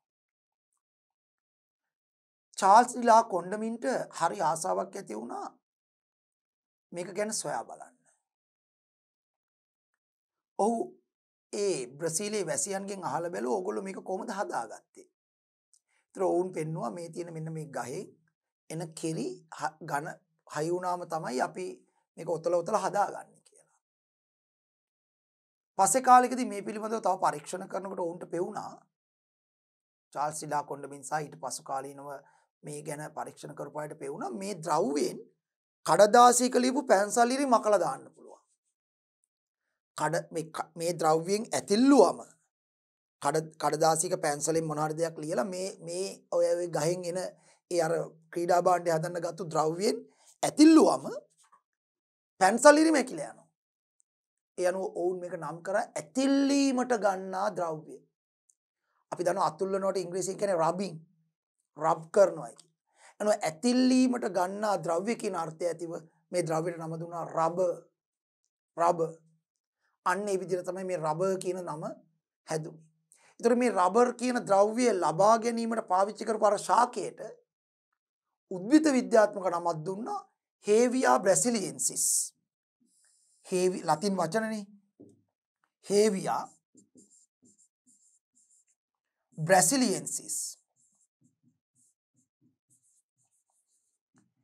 හේවියා කියන්නේ උස කියන එක. බ්‍රැසිලියෙන්සිස් කියන්නේ බ්‍රසීලයේ වැඩෙන උස ශාකය කියන අර්ථය ඇතිව මේකට නමක් දුන්නා හේවියා බ්‍රැසිලියෙන්සිස්. රබර් ශාකයේ අදටත් උද්භිද විද්‍යාත්මක නාමය හේවියා බ්‍රැසිලියෙන්සිස්. ඉතින් මේ රබර් ශාකයේ පොත්ත කපලා ලබා ගන්න කිරි ඝන බවට පත් කළා තමයි රබර් නිෂ්පාදනය කරන්නේ. රබර් ගහේ පොත්ත කැපුවම ෆ්ලෝයම නාල කැපිලා කිරිනාල කැපිලා කිරි එනවා. ඒ කිරි අරගෙන ක්‍රමානුකූලව ඝන වෙන්න දීලා රබර් නිෂ්පාදනය කරනවා. රබර් කිරිවල සංඝටක රාශියක් තියෙනවා. රබර් කිරිවල වැඩිපුරම තියෙන ජලය. ඊට අමතරව රබර් කිරිවල තියෙනවා ඔය රබර් කියලා හඳුන්වන ද්‍රව්‍ය. දැන් ඔක රබර් කියලා ඒ පසු කාලින දුන්නේ ඇතිල්ලීමට ගන්නා ද්‍රව්‍ය කියන එකනේ. විද්‍යානුකූලව ඔය රබර් කියන්නේ අයිසෝප්‍රීන්, පොලි අයිසෝප්‍රීන් වලට තමයි ඔය රබර් කියලා කියන්නේ. අන්න රබර් කිරිවල ජලයට අමතරව මේ පොලි අයිසෝප්‍රීන් කියන බහු අවයවිකයේ තියෙනවා. ඊට අමතරව රබර් කිරිවල තියෙනවා සීනි තියෙනවා. ග්ලූකෝස් සුක්‍රෝස් වගේ සීනි සුළු ප්‍රමාණයක් තියෙනවා. ඊට අමතරව රබර් කිරිවල තියෙනවා ප්‍රෝටීන්. ඒ ප්‍රෝටීන් තියෙන නිසා තමයි සුද්ධජීවීන් ටක් ගාලා රබර් කිරි වලට ඇවිල්ලා රබර් කිරි වියෝජනය කරන්නේ. නිසා ගඳ ගහන්නේ රබර් කිරි නරක් වෙනකොට ගඳ ගහනවා. පලාතක ඉන්න බෑ. ඒ ප්‍රෝටීන් නිසා ප්‍රෝටීන තියෙනවා. ඒ වගේම රබර් කිරි වල තියෙනවා විවිධ රෙසින වර්ග. මෙන්න මේ වගේ මිශ්‍රණයක් තමයි රබර් කිරි කියන්නේ. ජලය, පොලිඅයිසෝප්‍රීන්, සීනි, ප්‍රෝටීන්, රෙසින වගේ මිශ්‍රණ. නමුත් මේකේ අපි රබර් කියලා අපි හඳුන්වන කොටස කියන්නේ මෙන්න මේ පොලිඅයිසොප්‍රීන්. පොලිඅයිසොප්‍රීන්. ඉතින් මේ රබර් කිරි වෙන් කරලා අරගෙන ඒක ක්‍රමානුකූලව කැටි ගස්සනවා. කැටි ගැස්වීමට දානවා දුබල අම්ල. ෆෝමික් අම්ලය හෝ ඇසිටික් අම්ලය තමයි සාමාන්‍යයෙන් රබර් කිරි කැටි ගැස්වීමේ දාන්නේ. රබර් කිරි ගහේ පොත්ත කපලා පොල් කටු වලට එකතු කරලා පොල් කටු වලින් බාල්දි වලට එකතු කරලා බාල්දි වලින් ටැංකිය වලට එකතු කරලා ටැංකිය වලින් කර්මාන්ත ශාලාවට ගෙනල්ලා කර්මාන්ත ශාලාව රබර් කර්මාන්ත ශාලාවේදී ඒ කියන්නේ භාණ්ඩ හදන එක නෙමෙයි රබර් පිළියෙල කරන කර්මාන්ත ශාලාවේදී මේක ෆෝමික් අම්ලය හෝ ඇසිටික් අම්ලය දාලා ක්‍රමානුකූලව කැටි ගස්සනවා. එම ෆෝමික් අම්ලය හෝ ඇසිටික් අම්ලය දාලා ක්‍රමානුකූලව කැටි ගැස්සුවම රබර් කිරි කැටි ගැසෙනවා. ඒක හදන පිළියෙල කරන ක්‍රම කිහිපයක් තියෙනවා. ෂීට් රබර් ලෙස පිළියෙල කරන්න පුළුවන්. ඔය කැටි ගැසුණු කුඩා තැටිවල කැටි ගැසෙන්න සලස්වලා. කුඩා තැටිවලට රබර් කිරි දාලා ෆෝමික් අම්ලය ඇසිටික් අම්ලය දාලා කැටි ගැසෙන්න සලස්වලා ඒක රෝලක් දිගේ යවනවා. රෝල දිගේ යවුවම ඒ කැටි ගැසුණු රබර් රොටිය තැලෙනවා. තැලුනම දුමේ දාලා වේලනවා. දුම් ගස්සලා වේලනවා. ඉතින් අපි කියනවා ෂීට් රබර් ෂීට් එක. සමහර වෙලාවට ලොකු කුට්ටිය වගේ රබර් කිරි කැටි ගස්සනවා. ලොකු කුට්ටිය වගේ කැටි ගස්සලා රෝලෙන් තරමක් කුඩා කෑලි වලට කපලා මද පවණේ වේලනවා. එතකොට අපිට කියනවා ෂීට් ක්‍රේප් රබර්. එතකොට කියනවා ක්‍රේප් රබර්. සමහර වෙලාවට ඔය එකක්වත් කරන්නේ රබර් කිරි වල ජලය ඉවත් කරලා රබර් කිරි ගොඩාක් උකු කරනවා. එතකොට අපි ඒකට කියනවා සාන්ද්‍ර කළ රබර් කිරි. සාන්ද්‍ර කළ රබර් කිරි. මෙන්න මේ විදිහට කැටි ගැස්වීමෙන් මගින් අර උකු කරන එකට කියන්නේ කේන්ද්‍රාපසරණය. මොකක් කියලාද කියන්නේ කේන්ද්‍රාපසරණයෙන් රබර් කිරි වල තියෙන ජලය ඉවත් කරනවා. එතකොට රබර් කිරි ගොඩක් උකු වෙනවා. එතකොට ඝන වෙලා නැහැ. උකු වෙලා. ඒක කියනවා සාන්ද්‍ර කළ රබර් කිරි. කේන්ද්‍රාපසරණයෙන් ඒක කරන්නේ. එහෙම නැත්නම් ෆෝමික් හෝ ඇසිටික් අම්ලය දාලා ෂීට් එක හදලා ඒක රෝලේ තලනවා. තලලා ෂීට් රබර් එක හදනවා. දුම් ගස්සලා වේලනවා. එහෙම නැත්නම් ලොකු කුට්ටිය වගේ ඝන කරලා ඒක රෝලෙන් කුඩා කොටස් වලට කඩලා ක්‍රේප් රබර් එක හදනවා මද පවණේ වේලලා. මේ විදිහට රබර් කල් තියා ගන්න පුළුවන් ස්වරූප බවට පත් කළා තමයි පිටරට යවන්නේ. ඒතර පිටරට යවනකොට යවන්නේ ෂීට් රබර් ලෙස හෝ ක්‍රේප් රබර් ලෙස හෝ සාන්ද්‍ර කළ රබර් කිරි ලෙස තමයි යවන්නේ. ඒතර එහෙදී ඒගොල්ලෝ අපේ රටේ සමහර කර්මාන්ත ශාලාවලදී ඒ ක්‍රේප් රබර් ෂීට් රබර් සාන්ද්‍ර කළ රබර් කිරි පාවිච්චි කරලා විවිධ රබර් භාණ්ඩ නිෂ්පාදනය කරනවා.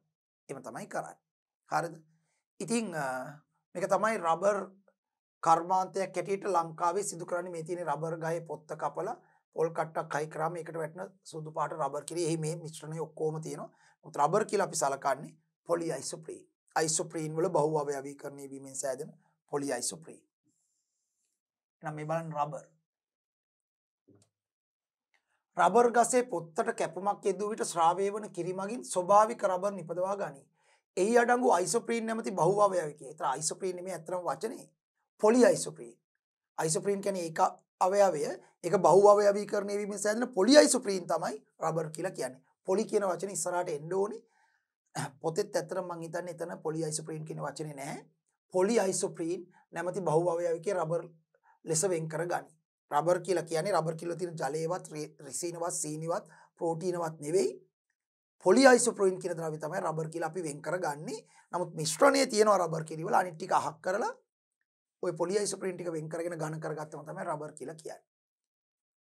නැමැති බහුව අවයවිකය රබර් ලෙස වෙන් කරගනී.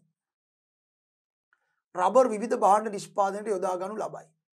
කැටි ගැස්වීම හා කේන්ද්‍රාපසරණය මගින් සාන්ද්‍ර රබර් කිරි සකස් කර ගනු ලැබේ. කේන්ද්‍රාපසරණය කරලා හෝ කැටි ගස්වලා කැටි ගැස්ව ෂීට් රබර් කේප් රබර් හැදෙනවා. ජලය ඉවත් කරලා කේන්ද්‍රාපසරණය කෙරුවොත් සාන්ද්‍ර කළ රබර් කිරි ලැබෙනවා. සාන්ද්‍ර රබර් කිරි සකස් කර ගනු ලැබේ.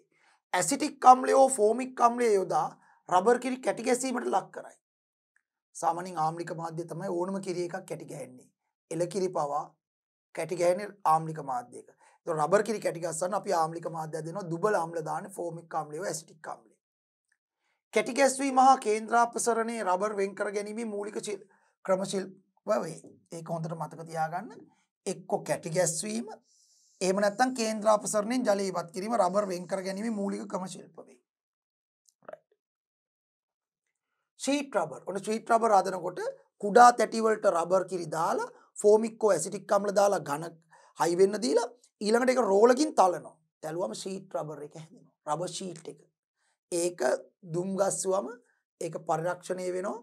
එතකොට සුද්ධ ජීවීන්ගෙන් සිදුවන හානිය අවම වෙනවා. කුඩා තැටි වලට කැටි ගැස්සූ රබර් කුඩා තැටි වලට කැටි ගැස්සූ රබර් රෝල තුලින් යවා තුනි ෂීට් ආකාරයට සකසා දුම් ගසා වියලීමෙන් ෂීට් රබර් නිපදවා ගනී. ඉතින් ෂීට් රබර් හදද්දී මේ රෝලෙන් යවන්නේ. දැන් ක්‍රේප් රබර් හදනකොට ලොකු කුට්ටි ඇටියට කැටි ගස්සලා ඒත් රෝලෙන් යවලා කුඩා ඒවට හරි ගස්සලා පවණි වේල්ලා ගන්නවා. විශාල කුට්ටි වශයෙන් කැටි ගස්වන ලද රබර් රෝල තුලින් යවා තරමක් ඝනකම් තීරු ආකාරයෙන් සකසා පවණේ වේලා ක්‍රේප් රබර් සකසා ගනී. රබර් ප්‍රත්‍යස්ත ගුණයෙන් යුක්ත වේ. ඇත්තටම රබර් මේ තරම් වටින්නේ ඇයි? රබර් වල තියෙන සුවිශේෂී ගුණ කිහිපයක්. එකක් වැදගත්ම දේ තමයි ප්‍රත්‍යස්තතාවය. රබර් වලට බලයක් යදුවම ඇදෙනවා, බලය ඉවත් කරාම නැවත මුල් ඇඩේටපත් වෙනවා. බලයක් යදුවම ඇදෙනවා, බලය ඉවත් කරාම නැවත මුල් ඇඩේටපත් වෙනවා. ප්‍රත්‍යස්ත ගුණය රබර් සතු සුවිශේෂී ලක්ෂණය. ප්‍රත්‍යස්ත ගුණය. ඊට අමතරව රබර් වල විද්‍යුත් පරිවාරක ගුණයක් තියෙනවා. විදුලිය ගමන් කරන්නේ නැති ගුණයක්. කම්පන අවශෝෂණය කිරීමේ හැකියාවක් රබර් වලට තියෙනවා. ජලයෙන් තෙත් නොවීමේ ගුණයක් රබර් වලට තියෙනවා. රබර් ජලයෙන් තෙත් වෙන්නේ නැහැ. හරි. මෙන්න මේ වගේ අනිකුත් ගුණ නිසා රබර් අපි භාණ්ඩ නිෂ්පාදනය සඳහා සෑහෙන භාවිතා කරනවා. ප්‍රත්‍යස්ත ගුණය තමයි ඒ අතර රබර් වල තියෙන සුවිශේෂම ගුණය. බලයක් යෙදූ විට ඇදීමත් බලය ඉවත් කරලා නැවත මුල් ඇඩේටමපත් වීම. ප්‍රත්‍යස්ත ගුණය. උත්ප්‍රේරක හමුවේ රබර් සල්ෆර් සමග ප්‍රතික්‍රියා කරවා දැඩි බවෙන් වැඩියා ප්‍රත්‍යස්ත ගුණේ අඩු තත්ත්වයකට පත් කරගත හැකිය. ඒ අයුරින් ගුණේ වෙනස් කළ රබර් වල්කනයිස් කළ රබර් නම් වේ. හරි. එතකොට මෙන්න මෙහිම. දැන් මුල් කාලයේදී පිරිසිදු රබර් වලින් තමයි භාණ්ඩ නිෂ්පාදනය කළේ. පිරිසිදු රබර් වලින් භාණ්ඩ නිෂ්පාදනය කරාම තොප්පි, වැහි කබා, සෙරෙප්පු සපත්තු මේවා පිරිසිදු රබර් වලින් නිෂ්පාදනය කරාම ඇතිවන ගැටලුවක් එනවා. මොකද්ද ගැටලුව? පිරිසිදු රබර් වලින් භාණ්ඩ නිෂ්පාදනය කළාම ඒ භාණ්ඩ කල්ගත වන විට ගඳ ගහන්න පටන් ගන්නවා. මොකද පිරිසිදු රබර් වලට පස්සේ කාලෙක සුදු බැක්ටීරියා එහෙම ඇවිල්ලා ප්‍රෝටීන් පොඩ්ඩක් හරි ඔක තියෙනවනේ ප්‍රෝටීන්. හරි.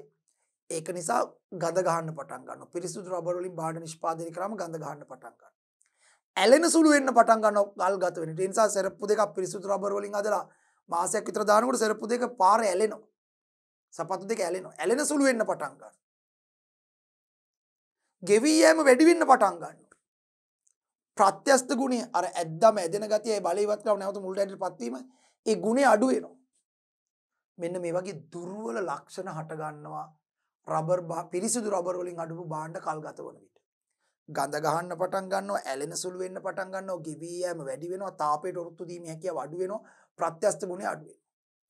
ඒ නිසා ඒ කාලේ මිනිස්සු මේ පිරිසිදු රබර් වලින් අදපු භාණ්ඩ මිලදී ගන්න කැමති වුණේ නැහැ. මේකට පිළියමක් ලෙස චාල්ස් ගුඩ්ඩියර් මහත්තයා. කවුද? චාල්ස් ගුඩ්ඩියර්. චාල්ස් ගුඩ්ඩියර් ක්‍රමයක් හොයාගත්තා. ඔහු කිව්වා පිරිසිදු රබර් සල්ෆේවත් ගෙන්දගම් එක්ක මිශ්‍ර කරලා රත් කරන්න. උත්ප්‍රේරක හමුවේ පිරිසිදු රබර් සල්ෆේවත් ගෙන්දගම් එක්ක මිශ්‍ර කරලා රත් කරන්න. එතකොට හැදෙනවා රබර් වර්ගයක්. ඒ රබර් කල්ගත වුණත් ගඳ ගහන්නේ. කල්ගත වුණත් ඇලෙන්නේ නැහැ.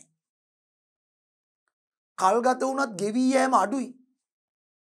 ප්‍රත්‍යස්ත ගුණය අඩුයි. ශක්තිමත් බව වැඩි. හොඳ කල් පැවැත්මක් තියෙනවා. සුද්ධ ජීවීන්ගෙන් හානි වෙන්නේ නැහැ. අන්න ඒ රබර් වර්ගයට අපි කියනවා වල්කනයිස් කළ රබර්. වල්කනයිස් කළ රබර්. යනු රබර් වල්කනයිස් කරන්නේ උත්ප්‍රේරක හමුවේ රබර් සල්ෆර් එක්ක මිශ්‍ර කළ එක. සල්ෆර් කියන්නේ සිංහලෙන් කියනවා ගෙන්දගම් එක්ක මිශ්‍ර කළ රත් කිරීම. උත්ප්‍රේරක හමුවේ රබර් සල්ෆර් එක්ක මිශ්‍ර කර ප්‍රතික්‍රියා කරවීමෙන් වල්කනයිස් කළ රබර් හදනවා. වල්කනයිස් කළ රබර් කල්ගත වුණට ගඳ ගහන්නේ, ඇලෙන සුළු වෙන්නේ, ගෙවි යෑම අඩුයි, ශක්තිමත් බව වැඩි, ප්‍රත්‍යස්ත ගුණය අඩුයි, හොඳ හයියයි, කල් පැවැත්ම වැඩි. ඒ නිසා අද වර්තමානයේදී රබර් වලින් හදන භාණ්ඩ වලින් 99%ක්ම හදන්නේ වල්කනයිස් කළ රබර් වලින්.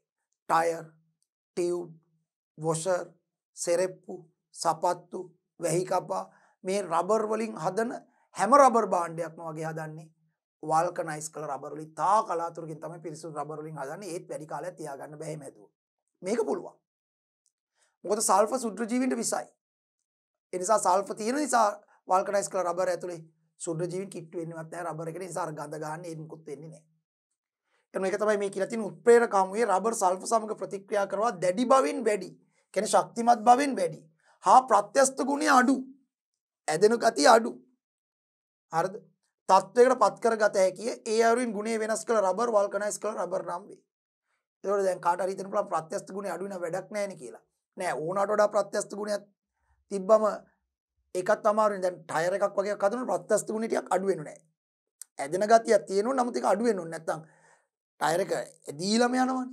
ඒ නිසා මේ හැඩය පවත්වා ගනිමින් පොඩ්ඩක් කම්පැනි උරා ගන්න ටයර් එකට පුළුවන් වෙන්න.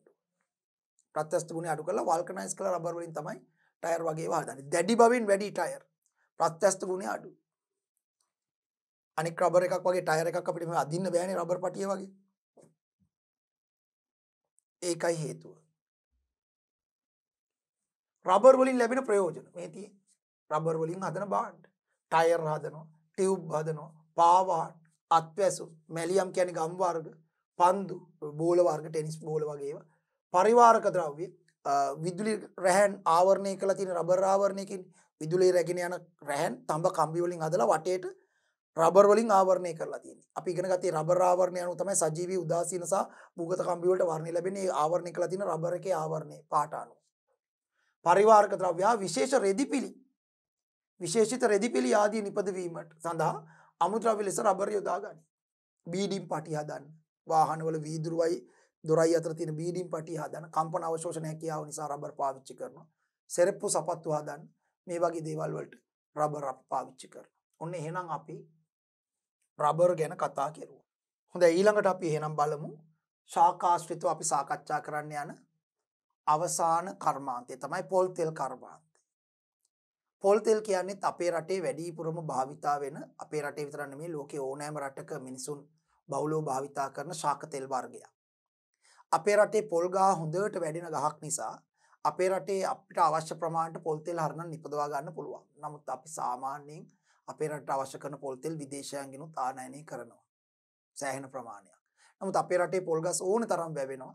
අපිට පොල් තෙල් අපේ රටේ නිපදවා ගන්න පුළුවන්. එවන අපි බලමු අපි කොහොමද මේ පොල් තෙල් නිපදවා ගන්න කියලා.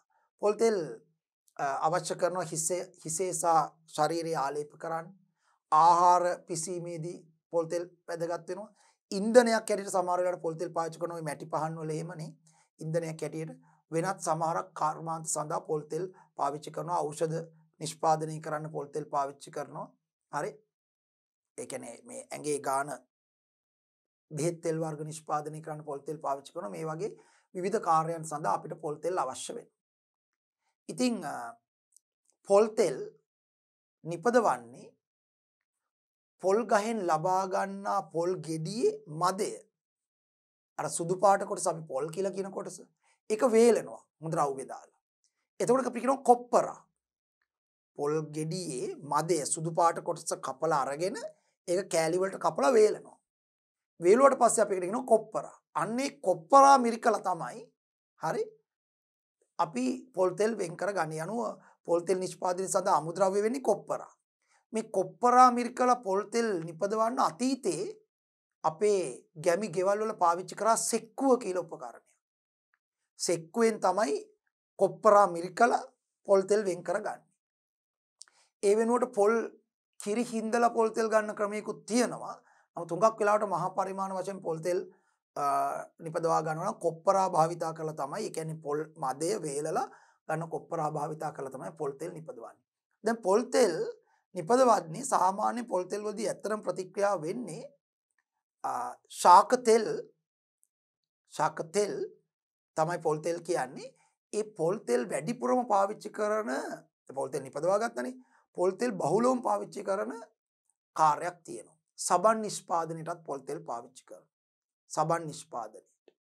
සබන් නිෂ්පාදනයට පොල් තෙල් පාවිච්චි කරනවා. සබන් නිෂ්පාදනයේ පොල් තෙල් විතරක් නෙමෙයි වෙනත් ශාක සහ සත්ව තෙල් වර්ග පාවිච්චි කරලා සබන් නිෂ්පාදනය කරන්න පුළුවන්. හැබැයි හුඟක් වෙලාවට සබන් නිෂ්පාදනයේ පොල් තෙල් පාවිච්චි කරනවා. අපිටත් පුළුවන් ගෙදරදී පොල් තෙල් පාවිච්චි කරලා යම් සබන් වර්ගයක් නිපදවා ගන්නට. අපි බලමු මේක කොහොමද කරන්න කියලා ඉස්සෙල්ලා පොඩක් කියවලමු. පොල් තෙල්. පොල් තෙල් නිෂ්පාදනය සඳහා පොල් භාවිතා කරනු ලැබේ. පොල් ගෙඩියේ මදය වේලා ගැනීමෙන් කොප්පරා සාදා ගනු ලැබේ. පොල් තෙල් නිෂ්පාදනයට භාවිතා කරනුයේ කොප්පරාය. කොප්පරා තමයි අමුද්‍රව්‍ය. අතීතයේ පොල් තෙල් නිපදවීම ගෘහ කර්මාන්තයක් ලෙස පැවතුණි. ඒ සඳහා සෙක්කුව නම් උපකරණය භාවිතා කර ඇත. ඔව්. අද වර්තමානයේ ගෙවල් වල සෙක්කුත් නැහැ. හුඟක් ගෙවල් වල. පොල් තෙල් අපිට අවශ්‍ය ප්‍රමාණය පිටරටින් තමයි හුඟක් වෙලාවට ගෙන්නන්නේ. ඉතින් ඒක නිසා තමයි අපිට හුඟක් වෙලාවට මේ ගෘහාශ්‍රිතව මේ පොල් තෙල් නිෂ්පාදනය කෙරෙන්නේ නැති නිසා තමයි අපේ රටේ අවශ්‍යතාවයට අවශ්‍ය පොල් තෙල් වලින් වැඩි කොටසක් අපිට පිටරටින් ආනයනය කරන්න වෙලා තියෙන්නේ. ඉතින් නැවතත් අපිට පුළුවන් නම් නිවෙස් වල අවශ්‍යතාවයට පොල් තෙල් නිවසේම හදාගන්න ග්‍රාමීය වශයෙන් හරි මම හිතන්නේ රටට පොල් තෙල් ආනයනය කරන ප්‍රමාණය අඩු කරගන්න අපිට පුළුවන් වේවි. පොල් තෙල් වල ප්‍රයෝජන ආහාර පිසීම සඳහා ආයුර්වේද බෙහෙත් තෙල් නිෂ්පාදනය සඳහා සබන් නිෂ්පාදනය සඳහා මේක අපි කතා කරන්න ඕන එකක්. හිසේ සහ ශරීරයේ ආලේප කිරීම සඳහා පොල් තෙල් ඔලුවට දානවා නම් ඇත්තටම හිස කෙස් වලට හොඳ ඖෂධීය ප්‍රතිකාරයක් වෙනවා පොල් තෙල් දැමීම. හොඳයි අපි සබන් නිෂ්පාදනය සඳහා කොහොමද පොල් තෙල් සහ අනිකුත් ශාක තෙල් පාවිච්චි කරන්න කියලා බලමු. පරීක්ෂණාගාරදී පොල් තෙල් වලින් සබන් සෑදීම. ඔව්. පොල් තෙල් වලින් සබන් හදන්න ඕන නම් පරීක්ෂණාගාරයේ මේ බලන්න පොල් තෙල් සෝඩියම් හයිඩ්‍රොක්සයිඩ් හෝ පොටෑසියම් හයිඩ්‍රොක්සයිඩ් සමග ප්‍රතික්‍රියා කරවීමෙන් සබන් සාදා ගන්නු ලැබේ. ඒ ආදර්ශනීය කිරීම සඳහා 6.1 ක්‍රියාකාරකමේ නිරත වන්න.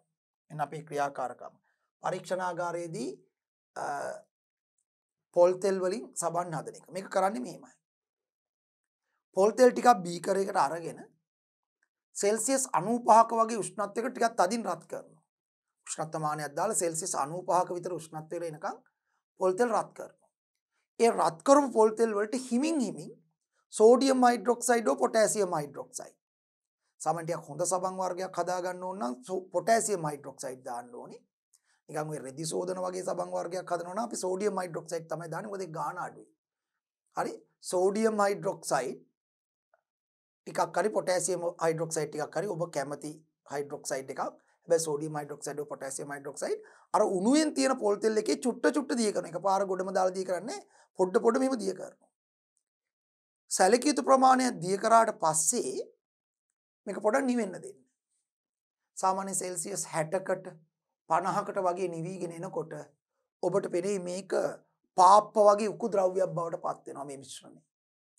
අර සෝඩියම් හයිඩ්‍රොක්සයිඩ් හෝ පොටෑසියම් හයිඩ්‍රොක්සයිඩ් මිශ්‍ර කළ පොල් තෙල් මිශ්‍රණය උණුවෙන් තියෙන එක නිවෙනකොට පාප්ප වගේ මිශ්‍රණයක් බවට පත් වෙනවා.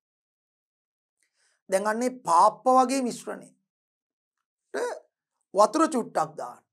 පාප්ප වගේ නිකන් උකු කොට අර්ධ ඝන උකු අර්ධ පාප්ප වගේ මිශ්‍රණය කරනවා. මේකට වතුර දාන්න. වතුර දාපු ගමන් මේක කැටි වෙලා සබන් වෙන්නේ. වතුර ටික අහක් කරලා අර ඝන ටික වෙන් කරලා අරගෙන හයි කරලා කෑලි වලට කපලා සබන් හදා ගන්නට පුළුවන්. ඒක තමයි කරන්න තියෙන්නේ. අර නිවෙනකොට අර උකු පාප්පේ වගේ හැදෙනවා. ඒකට වතුර දාන්න. යම් ප්‍රමාණයක්. ගොඩක් නෙමෙයි යම් සුළු ප්‍රමාණයක්. එතකොට අරක පාප්ප වගේ එක හයි වෙනවා. හයි වෙලා ඝන වෙනවා. ඉතුරු ද්‍රව කොටස අහක් කරලා මේක වෙන් කරගත්තාම අන්න සබන් කෑලි වලට කපලා වෙන් කරගන්න පුළුවන්. ඇත්තටම සබන් හදන්න පාවිච්චි කරන්නේ ශාකෝ සත්ව තෙල්. මෙතන පොල් තෙල් අපි ගත්තේ වෙනත් ශාක තෙල් වර්ගයක් හෝ සත්ව තෙල් වර්ගයක්. සෝඩියම් හයිඩ්‍රොක්සයිඩ් හෝ පොටෑසියම් හයිඩ්‍රොක්සයිඩ් වලින් භස්මයක් එක ප්‍රතික්‍රියා කරවලා තමයි මෙතනදී සබන් නිෂ්පාදනය කරන්නේ. බීකරයකට පොල් තෙල් ටිකක් ගෙන ඒ සෙල්සියස් 95ක පමණ රත් කර සෙල්සියස් 95කට පමණ රත් කර සෝඩියම් හයිඩ්‍රොක්සයිඩ් ටිකින් ටික එකතු කරන්න. මිශ්‍රණය පැය භාගයක් පමණ රත් කර සිසිල් වීමට තබන්න. එවිට පාප්ප වැනි ඇලෙන සුළු අර්ධ ඝනයක් ඇති වේ. මෙම ද්‍රාවණයේ ජලයේ මිලිලිටර 50 75 අතර පමණ එක් කර නැවත සිසිල් වීමට තබන්න. එවිට සුදු පැහැති සබන් නැති වන ආකාරය නිරීක්ෂණය කරන්න. ද්‍රව කොටස අයින් කළා සුදු පැහැති සබන් වෙන් කර ගන්න පුළුවන්. මේවා අවශ්‍ය ප්‍රමාණයට හා හැඩයට සකස් කර ගන්න. ඉතින් දැන් කාර්මිකව සබන් නිෂ්පාදනය කරනකොට කියන්නේ මේක දැන් මේ අපි විද්‍යාගාරේ පොඩ්ඩක් මේ ප්‍රැක්ටිස් කරන්නනේ කරේ. කර්මාන්තයක් ඇටටත් ඇත්තනම තරුණ ළමයි මේක කරනවා. ගෘහාශ්‍රිත කර්මාන්තය ඇටට ඔබට සබන් නිෂ්පාදනය කරන්න පුළුවන්. කාර්මිකව මේක කරනකොට පියවර 4ක් තියෙනවා. සැපොනීකරණය, ග්ලිසරින් වෙන් කිරීම, ඊට පස්සේ ජලය ඉවත් කිරීම, ඊට පස්සේ නිමාව. හරි. සැපොනීකරණය, ග්ලිසරින් ඉවත් කිරීම, සබන් සංශුද්ධ තත්ත්වය ලබා ගන්නවා කියන්නේ ජලය ටික ඉවත් කරනවා, නිමාව. අපි එකින් එක බලමු. දැන් සැපොනීකරණය කාර්මිකව සබන් නිෂ්පාදනය කිරීම පියවර 4කින් යුක්තයි. සැපොනීකරණය පළවෙනි එක. ශාක හා සත්ව තෙල්, පොල් තෙල්, එළවලු තෙල්, මස් කර්මාන්තය ආශ්‍රිතව වෙන් කර ගන්නා මේද පටක හා තෙල්. ඒ සතුන්ගේ මස් වලින් ගන්න තෙල් ගන්නත් පුළුවන්. නමුත් අපි ඒව නම් වැඩි සබන් වලට පාවිච්චි කරන්න එච්චර කැමැත්තක් නැහෙනි. ශාක හෝ ශාක ද්‍රව්‍ය වලින් ගන්න තෙල්, සෝඩියම් හයිඩ්‍රොක්සයිඩ්. දැන් ඇඟේ ගන්න සබන් හදනවා සාමාන්‍යයෙන් පොටෑසියම් හයිඩ්‍රොක්සයිඩ් තමයි දාන්නේ. අර ඉස්සලා කිව්වා වගේ රෙදි සෝදන සබන් වර්ගයක් හදනවා නම් සෝඩියම් හයිඩ්‍රොක්සයිඩ් දැම්මම කමක් නැහැ. මේ වගේ ශාක හෝ සත්ව තෙල් සෝඩියම් හයිඩ්‍රොක්සයිඩ් සමග මිශ්‍ර කර රත් කිරීමේදී ජල විච්ඡේදනය සිදු වෙමින් සබන් සෑදේ. ඒ සෝඩියම් හයිඩ්‍රොක්සයිඩ් ශාක හා සත්ව තෙල් එක්ක ප්‍රතික්‍රියා කළා ජල විච්ඡේදන ප්‍රතික්‍රියාවක් වෙනවා. ඒදී සබනුත් එක්ක ග්ලිසරීන් සෑදෙනවා. සබන් තමයි ප්‍රධාන ඵලය, ග්ලිසරීන් අතුරු ඵලය. හැබැයි සබන් වලට වඩා ගණන් ග්ලිසරීන්. වෙළඳ පොලේ සබන් වලට වඩා ගණන් ග්ලිසරීන්. ඒකේ මේකේ ප්‍රධාන ඵලයට වඩා අතුරු ඵලය ගණන්. ඒ නිසා අපි කරන්නේ සැපොනීකරණයේ කරදී ජල විච්ඡේදන ප්‍රතික්‍රියාව තමයි කරන්නේ. සෝඩියම් හයිඩ්‍රොක්සයිඩ් සහ සත්ව තෙල් එක්ක ප්‍රතික්‍රියා කරලා ජල විච්ඡේදනය කරනවා. ඒදී අපිට දෙන්නෙක් හම්බ වෙනවා. සබන් සහ ග්ලිසරීන්. මේදී සබන් වලට අමතරව ග්ලිසරීන්ද සෑදේ. ඒතර දෙවනි පියවර ග්ලිසරීන් ඉවත් කිරීම. දැන් මෙහෙමයි. දැන් සබන් වල ග්ලිසරීන් තියෙන්න ඕනේ යම් ප්‍රමාණයක්. නැත්තම් සබන් ඇඟේ ගෑවම නිකන් කහන්න පටන් ගන්නවා සබන් වල ග්ලිසරීන් හරි සොෆ්ට් මෘදුයි. ඒ නිසා සබන් වල යම් ප්‍රමාණයක් ග්ලිසරීන් තිබ්බම හැමට පොඩි සුමුදු ගතියක් දැනෙනවා. ඒ වුණාට ග්ලිසරීන් ගොඩක් ගණන් නිසා අපි ඔය සබන් නිෂ්පාදනයේදී හැදෙන ග්ලිසරීන් වලින් සෑහෙන ප්‍රමාණයක් වෙන් කර ගන්නවා වෙනම. චුට්ටක් ඉතුරු කරනවා සබන් වල. නැත්තම් සබන් වල මෘදු ගතිය එන්නේ නැහෙනි. සොෆ්ට් ගතිය එන්නේ නැහෙනි. මෘදු ගතිය එන්නේ නැහෙනි. නිසා යම් ප්‍රමාණයක් සබන් වල ඉතුරු කරලා ඉතුරු ග්ලිසරීන් ටික අපි පාවිච්චි කරනවා. මොකද අපිට ඒක වෙන මිලින් අධික නිසා වෙන දේවල් වලට පාවිච්චි කරන්න පුළුවන්. ඒක තමයි මේ ග්ලිසරීන් ඉවත් කිරීම. ග්ලිසරීන් සබන් වලට වඩා මිල අධික බැවින් සෑදෙන ග්ලිසරීන් වලින් වැඩි ප්‍රමාණයක් ඉවත් කරගන්න. ඉවත් කරලා වෙනත් කාර්යයන්ට අලෙවි කරන්න පාවිච්චි කරනවා. ග්ලිසරීන් සුළු ප්‍රමාණයක් සබන් වල ඉතිරි වීමෙන් සබන් වලට සුමට බව හා මෘදු බවක් ලැබේ. සිනිඳු ගතියයි මෘදු ගතියයි එනවාද සබන් ගෑවම නිකන් කහන්නේ නැහැ නිකන් රෆ් ගතියක් එන්නේ නැහැ සබන් කෑල්ලේ. ඒ ග්ලිසරීන් නිසා පොඩි ලිස්සන තෙල් ගතියක් වගේ එන්නේ ග්ලිසරීන් නිසා. නැත්තම් සබන් හරි සොෆ්ට්. අර සමහර සබන් කෑල්ල වල අන්තිම හරිය ගන්නකොට වේලිලා වගේ සබන් කෑල්ල. ඒ ග්ලිසරීන් ඔක්කොම ටික වගේ ඉවත් වෙලා ගිහලා අන්තිම ටිකේදී. හරිද? මුල සබන් කෑල්ල නිකන් ඇල්ලුවම නිකන් හරි තෙල් ගතියක් තියෙනවා. ඒ ග්ලිසරීන් තියෙන නිසා. නිකන් 100ක්ම ඉවත් කරන්නේ නැහැ සබන් වලින් ග්ලිසරීන්. යම් ප්‍රමාණයක් තියෙනවා. සබන් වල මෘදු ගතිය සහ සුමට ගතිය තියාගන්න. තුන්වෙනි එක තමයි සබන් සංශුද්ධ තත්ත්වයෙන් ලබා ගැනීම. මෙහිදී සබන් වල ඉතිරි වී ඇති භාෂ්මික ද්‍රව්‍ය. දැන් මේක උන්ක භාෂ්මික නිසා සබන් වල භාෂ්ම වැඩි වෙලා දැන් දාන සෝඩියම් හයිඩ්‍රොක්සයිඩ් වැඩි වුණොත් හැමට හොඳ නැහැ. හැමේ කැසීම් අනිවාර්යෙන් ඇති වෙනවා සෝඩියම් හයිඩ්‍රොක්සයිඩ් ඕනට වඩා වැඩි වුණොත්. ඒ නිසා සබන් වල වැඩිපුර තවදුරටත් සෝඩියම් හයිඩ්‍රොක්සයිඩ් භාෂ්ම ඉතුරු වෙලා තියෙනවා නම් මේක පොඩක් උදාසීන කරන්න දුබල අම්ලයකින් ඔය දෙහි ගෙඩියේ තියෙන සිට්‍රික් වගේ දුබල අම්ලයකින් සබන් හොදනවා. සිට්‍රික් අම්ලෙන් හේදුවම අර වැඩිපුර තියෙන සෝඩියම් හයිඩ්‍රොක්සයිඩ් කියන්නේ භාෂ්මයක් නේ. අර දුබල සිට්‍රික් අම්ලෙන් උදාසීන වෙලා යනවා. ඒ නිසා සබන් වල තියෙන අධික භාෂ්මික ගතිය පොඩ්ඩක් අඩු වෙනවා. ඒක හොඳයි හැමට. නැත්නම් ඕනකට වඩා සබන් අධික ලෙස භාෂ්මික වුණොත් හැමට හොඳ නැහැ. හැම වේලෙන්න පටන් ගන්නවා ඊළඟට ඒ සබන් ගෑවම. ඒ නිසා අපි සිට්‍රික් වගේ දුබල අම්ලේ ප්‍රබල අම්ල දාන්නේ නැහැ. දුබල අම්ලයකින් සබන් පිරිසිදු කරනවා. එතකොට ඒකේ තියෙන අධික භාෂ්මික ගතිය අර සිට්‍රික් අම්ලයේ තියෙන දුබල ආම්ලික ගතියෙන් උදාසීන වෙලා ගිහලා සබන් වල අධික භාෂ්මික ගතිය නැති වෙලා සබන් ඒ සාමාන්‍ය තත්ත්වයටපත් වෙනවා. මේදී සබන් වල ඉතිරි වී ඇති භාෂ්මික ද්‍රව්‍ය උදාසීන කිරීම සඳහා සිට්‍රික් අම්ලයේ වැඩි දුබල අම්ලයක් යොදා ගනී. ඉතිරි වී ඇති ජලයෙන් 3/2ක් බැහැර කිරීමෙන් පිරිසුදු සබන් ලබා ගැනීම. ඉතිරි වෙලා තියෙන ජලයෙන් අයින් කරලා ඉතුරු ටික වෙන් කරගත්තම සබන්. ඊළඟට ওই සබන් වලට ඉතින් අපිට පුළුවන් අර වෙන් කර අර අපි හදාගත්තු සගන්ධ තෙල් වර්ග තියෙනවානේ. රෝස තෙල්, පිච්ච තෙල්, සඳුන් තෙල්, සැවැන්දරා තෙල්. ඒවා මේ සබන් වලට මිශ්‍ර කරලා ඝන වෙන්න දීලා අවශ්‍ය හැඩයට කෑලි වලට බාර් වලට කපා ගත්තම අන්න අපි කියනවා රෝස සුවඳ ඇති සබන්. සඳුන් සුවඳ ඇති සබන්. අර සගන්ධ තෙල් එක සබන් එක්ක මිශ්‍ර කරලා කලවම් කරලා හයි වෙන්න දෙනවා. ඉතින් ඒක තමයි අවසාන පීවරදි කරන්නේ හතරවෙනි පීවරේදී. නිමාව. මෙම අවසන් අධීරදී වර්ණ පාට දානවා. සාමාන්‍යයෙන් සබන් නිකන් සුදු පාටයි. ඔක අර ලස්සන රෝස පාට කහ පාට ඒ වර්ණක දානවා. සංරක්ෂක හා සුවඳකාරක එකතු කර වෙළඳ පොළට යැවීම සඳහා කැට හෝ දඬු බවට පත් කෙරේ. බාර් එක හෝ අර කැටේ බවට පත් කරලා සබන් පිළියෙල කරනවා. ඉතින් ওই විදිහට තමයි සබන් පිළියෙල කරන්නේ. ඔන්න එහෙමනම් අපේ රසායනික කර්මාන්ත කියන මාතෘකාව අපි සම්පූර්ණයෙන්ම අවසානයක් කළා. එතකොට මේ කර්මාන්ත පාඩමේදී අපි හුණුගල් ආශ්‍රිත කර්මාන්තේ කතා කෙරුවා. ඒ වගේම ලුණු වෙන් කිරීම කතා කෙරුවා. වායු වර්ග ආශ්‍රිත කර්මාන්තේ කතා කෙරුවා. ඒ වගේම ශාක ආශ්‍රිත අමුද්‍රව්‍ය වලින් කරන කර්මාන්ත ගැන කතා කෙරුවා. දැන් ඉතින් අපිට ඉතුරු වෙලා තියෙන මේ පාඩම අවසානයක් කරපු නිසා අපි හැම පාඩමකම අවසානය කරනවා වගේ මේ පාඩමෙත් අපිට අහලා තියෙන ප්‍රශ්න වලට උත්තර ලියන්න පුළුවන්ද කියලා බලන්න. හරියට පාඩම ඉගෙන ගත්තා නම් මම කීප දීපු විදිහට ඉගෙන ගත්තා නම් ඒ විදිහට ඔබ වහන්සේලා පාඩම් කරලා තියෙනවා නම් ඇත්තටම මේ ප්‍රශ්න වලට උත්තර ලියන එක මහා අමාරුවක් නෙමෙයි. හොඳයි එහෙනම් අපි බලමු අභ්‍යාස ටිකක් කරලා මේ පාඩමෙන් අහලා තියෙන ප්‍රශ්න වලට අපිට කොයිතරම් සාර්ථකව පිළිතුරු ලියන්නට පුළුවන්ද කියලා. මේ බලන්න. අපි යන්න හදන්නේ මේ පාඩමේ අභ්‍යාස වලට.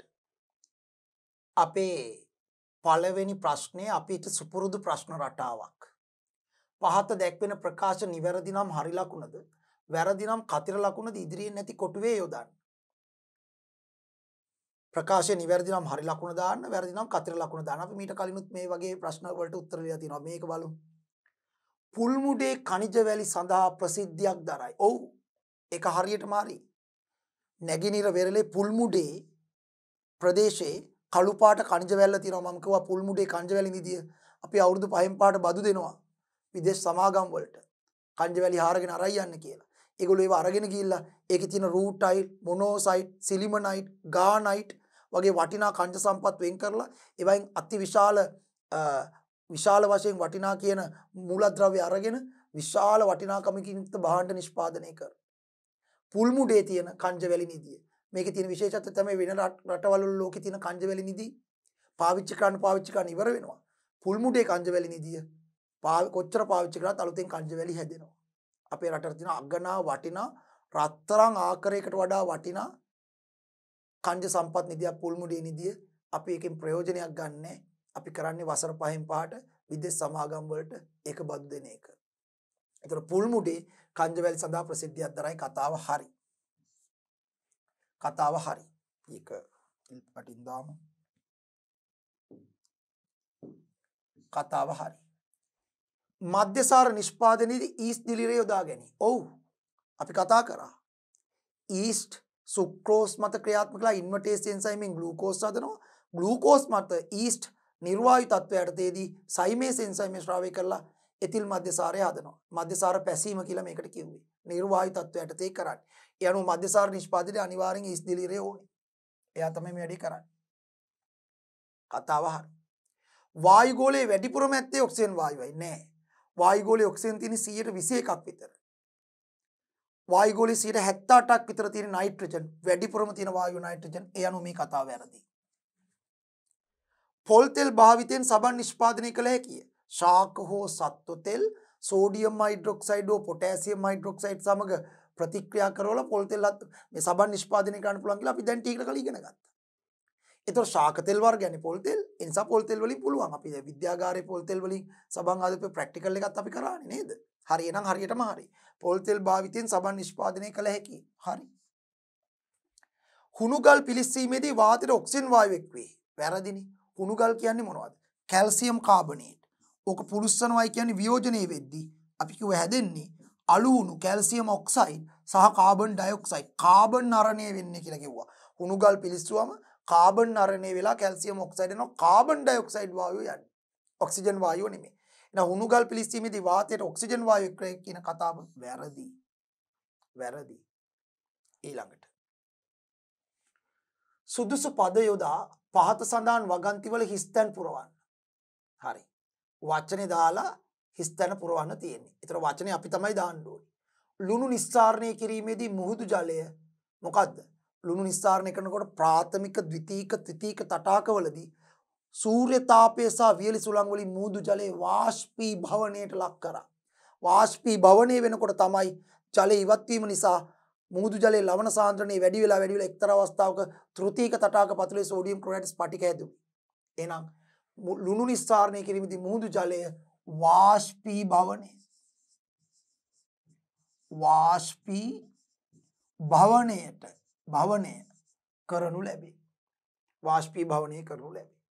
සගන්ධ තෙල් නිෂ්පාදනයේදී හිස්තැනක් ක්‍රමයේ බහුලව යොදා ගනී. සගන්ධ තෙල් නිස්සාරණය කරන්න පුළුවන් ක්‍රම 3යි. හුමාලාසවණය, ද්‍රාවක නිස්සාරණය, තෙරපීම. බහුලව භාවිතා කරන්නේ හුමාලාසවන ක්‍රමය. එහෙනම් මෙතන උත්තරේ හුමාල ආසවන ක්‍රමය බහුලව යොදා ගනී.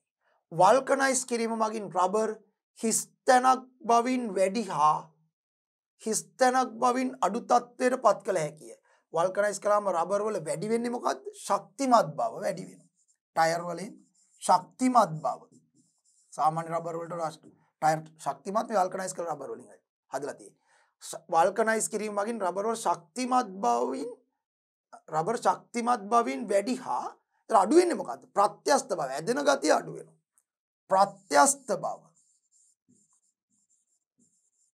ප්‍රත්‍යස්ත බවින් අඩු තත්ත්වයට පත් කළ හැකියි. ඊළඟට හිස්තැනක් අම්ලය තනුක කිරීමෙන් විනාකිරි කෘතිමව නිපදවා ගනී. මං කිව්වා සංශුද්ධ ඇසිටික් අම්ලය වතුරේ දාලා දිය කළ තනුක කරලා කෘතිම විනාකිරි හදන්නේ. එහෙනම් සංශුද්ධ ඇසිටික් අම්ලය නැත්නම් සාන්ද්‍ර කිව්වත් හරි, සාන්ද්‍ර ඇසිටික් අම්ලය කිව්වත් හරි, නැත්නම් සංශුද්ධ ඇසිටික් අම්ලය තනුක කිරීමෙන් විනාකිරි කෘතිමව නිපදවා ගත හැකිය. විරංජන කුඩු සාදාගන්නේ තෙතමනේ සහිත කැල්සියම් හයිඩ්‍රොක්සයිඩ් තුළට ක්ලෝරීන් වායුව යවලා. අපි මතකයි උණුගල් කර්මාන්තයේ කිව්වා තෙතමනේ සහිත කැල්සියම් හයිඩ්‍රොක්සයිඩ් තුලින් ක්ලෝරීන් වායු බුබුලනය කරාම තමයි ක්ලෝරීන් කැල්සියම් හයිඩ්‍රොක්සයිඩ් එක ප්‍රතික්‍රියා කරලා කැල්සියම් හයිපොක්ලෝරයිඩ්, කැල්සියම් ක්ලෝරයිඩ් සහ ජලය හැදෙන්නේ. ඒ තියෙන කැල්සියම් හයිපොක්ලෝරයිඩ් සහ කැල්සියම් ක්ලෝරයිඩ් වල මිශ්‍රණය තමයි විරංජන කුඩු කිව්වේ. එතකොට මේක හදන්නේ විරංජන කුඩු සාදාගන්නේ තෙතමනේ සහිත කැල්සියම් හයිඩ්‍රොක්සයිඩ් තුළට ක්ලෝරීන් වායුව යැවීමෙන්. රයිට්. බලන්න කොච්චර ලේසිද කියලා නේද? ඊළඟට කියනවා නිවැරදි පිළිතුරු තෝරන්න. කෙටි ප්‍රශ්න ස්වරූපේ, බහුවර්ණ ස්වරූපයේ ප්‍රශ්න. කර්මාන්තයක භාවිතා කළ හැකි ස්වභාවික සම්පතක ලක්ෂණ වන්නේ මං කිව්වා යම් කිසි කර්මාන්තයකදී අමුද්‍රව්‍යයක් ලෙස පාවිච්චි කරන්න පුළුවන් ස්වභාවික සම්පත ලක්ෂණ කිහිපයක් අඩංගු වෙනවා. එක විශාල දීර්ඝ කාලයක් විශාල වශයෙන් ලබාගත හැකි විශාල සංචිතයක් ලෙස පවතින්න ඕනේ. දවසෙන් දෙකකින් මාසෙන් දෙකකින් ඉවර වෙන්න බෑ. දීර්ඝ කාලයක් විශාල වශයෙන් ලබාගත හැකි විශාල සංචිතයක් ලෙස පවතින්න ඕනේ. හොඳ ප්‍රවේශ පහසුවක් තියෙන්න ඕනේ. එතනට යන්න එන්න වාහන වලින් ඒක ලොරි මගින් හරි වෙන මොකකින් හරි ඒක ප්‍රවාහනය කරන්න ප්‍රවේශ මාර්ග පහසුව තියෙන්න. ඉහළ සංශුද්ධතාවයක් තියෙන්න ඕනේ. ඒ අමුද්‍රව්‍යයේ සෑහෙන ප්‍රමාණයක් අපද්‍රව්‍ය තියෙනවා අපිට වෙනම ක්‍රමයක් පාවිච්චි කරනවා අපද්‍රව්‍ය ඉවත් කරන්න. ඒ නිසා සංශුද්ධතාවෙන් ඉහළ වෙන්න ඕනේ. ඔන්න ඔය කාරණා තුන තමයි කර්මාන්තයක් සඳහා අමුද්‍රව්‍ය ලෙස ස්වභාවික සම්පතක් පාවිච්චි කරනකොට තියෙන ඕනේ ලක්ෂණ තුන. දීර්ඝ කාලයක් ලබාගත හැකි විශාල සංචිතයක් ලෙස පැවතීම. පහසු ප්‍රවේශ මාර්ගයක් ලෙස පැවතීම, පහසු ප්‍රවේශ මාර්ගයක පැවතීම. ඊළඟට එහි තිබෙන අපද්‍රව්‍ය ප්‍රමාණය අඩු සංශුද්ධතාවය ඉහළ වීම. එනම් විශාල සංචිත ලෙස පැවතීම ඔහු තියෙන්න ඕනේ. ප්‍රවේශ පහසුව තියෙන්න ඕනේ. සංශුද්ධතාවය ඉහළ වීම තියෙන්න ඕනේ. ඉහත සඳහන් සියල්ලම. ඔව් තුන මෙතන උත්තරේ වෙන්නේ මේක. මොකද කර්මාන්තයක් භාවිතා කළගේ ස්වභාවික සම්පත ලක්ෂණයක් වන්නේ. මේ තුනම ලක්ෂණ. ඒ තුනම තියෙන්න ඕනේ. එහෙනම් ඉහත සඳහන් සියල්ලම. වඩා නිවැරදි උත්තරේ ඒක. ඊළඟට හුණුගල් ආශ්‍රිත කර්මාන්තයක් නොවන්නේ මින් කුමක්ද? හුණුගල් ආශ්‍රිත කර්මාන්ත කතා කරා අපි හතරක්. එකක් සිමෙන්ති නිෂ්පාදනය. අනික හුණු පුලුස්සලා හදන අලුහුණු නිෂ්පාදනය. අනික ඒක වතුර දාලා හදාගන්න දියගැසු හුණු නිෂ්පාදනය. අනික ඒක ක්ලෝරින් යවලා හදාගන්න විරංජන කුඩු නිෂ්පාදනය. ඒත් බලමු මෙතන නැත්තේ මොකද්ද කියලා. හුණුගල් ආශ්‍රිත කර්මාන්තයක් නොවන්නේ කුමක්? සිමෙන්තිව හදන්නේ හුණුයි මැටි ජිප්සමුයි. ඒතර හුණු ඕනේ. සගන්ධ තෙල් වලට හුණු ගන්න නැහැනේ. ශාක කොටස් වලින් නේ වාෂ්පශීලී ද්‍රව්‍ය වෙන් කරලා තෙලක් ලෙස ගන්න. එතන හුණු ගල් ආශ්‍රිත කර්මාන්තය නෙමෙයි විරංජන කුඩු. ඔව්. දිය ගැසූ හුණු වලට ක්ලෝරින් ප්‍රතික්‍රියා කරවලා. අලු හුණු ගල් පුලුස්සලා. එන ඒ දෙක තුනම හරි. මෙතනයි වැරද්ද. උත්තරේ මේක. සගන්ධ තෙල්. ඊළඟට විරංජන කුඩු නිෂ්පාදනයේදී යොදා ගන්නා වායුව වන්නේ. දැන් ටිකට කලිනුත් අපි කිව්වා කැල්සියම් හයිඩ්‍රොක්සයිඩ් ඒවත් දිය ගැසුණු තුලින් ක්ලෝරින් වායුව වල තමයි විරංජන කුඩු හදන්නේ. එහෙනම් විරංජන කුඩු නිෂ්පාදනයේදී යොදා ගන්නා වායුව වන්නේ ක්ලෝරින් වායුව. හයිඩ්‍රජන් නයිට්‍රජන් ඔක්සිජන් ගන්නේ නැහැ ඒකට. රබර් පිළිබඳව පහත දැක්වෙන වගන්ති සලකා බලන්න. ඒ මේ අයිසෝප්‍රීන් නැමැති බහුව අවයවයකයි. අයිසෝප්‍රීන් නෙවෙයි. මේකට කියන්නේ පොලි අයිසෝප්‍රීන්. අයිසෝප්‍රීන් නැමැති බහුව අවයවිකේ නෙවෙයි පොලි අයිසෝප්‍රීන්. අයිසෝප්‍රීන් කියන්නේ ඒක අවයවය. බහුව අවයවිකේ පොලි අයිසෝප්‍රීන්. ඒතකොට රබර් යනු පොලි අයිසෝප්‍රීන් නැමැති බහුව අවයවික නිසා අයිසෝප්‍රීන් නෙවෙයි. උත්තරේට ගන්න බෑ. රබර් කිරි කැටි ගැසීම සඳහා ෆෝමික් අම්ලය යොදා ගනි. මං කියන්නේ ෆෝමික් අම්ලය ඔය ඇසිටික් අම්ලය දාලා රබර් කිරි කැටි ගස්සන්නේ කියලා. ඒතකොට හරි ෆෝමික් අම්ලයත් පාවිච්චි කරනවා, ඇසිටික් අම්ලයත් පාවිච්චි කරනවා. මේක නම් හරි වගේ. රබර් සල්ෆර් සමග ප්‍රතික්‍රියා කිරීමෙන් වල්කනයිස් රබර් සාදා ගන්න ලැබේ. ඒකත් හරි. බීත් හරි සීත් හරි ඒ ගන්න බෑ. උත්තරේ මින් සත්‍ය වන්නේ B සහ C උත්තරේ තුන. B සහ C තමයි සත්‍ය වෙන්නේ. හරි. අයිසෝප්‍රීන් නෙමෙයි බහුව අවයවකේ පොලි අයිසෝප්‍රීන්. කෙටි පිළිතුරු ලියන්න. ලුණු ලේවායක සිදුවන ක්‍රියාවලිය සැකවින් විස්තර කරන්න. ඒක සැකවින් කිව්වම අර ලොකු විස්තරයක් කරන්න යන්නේ අපි ලියනවා මෙහෙම. මම කෙටියෙන් කියන්නම් පියවර ටික.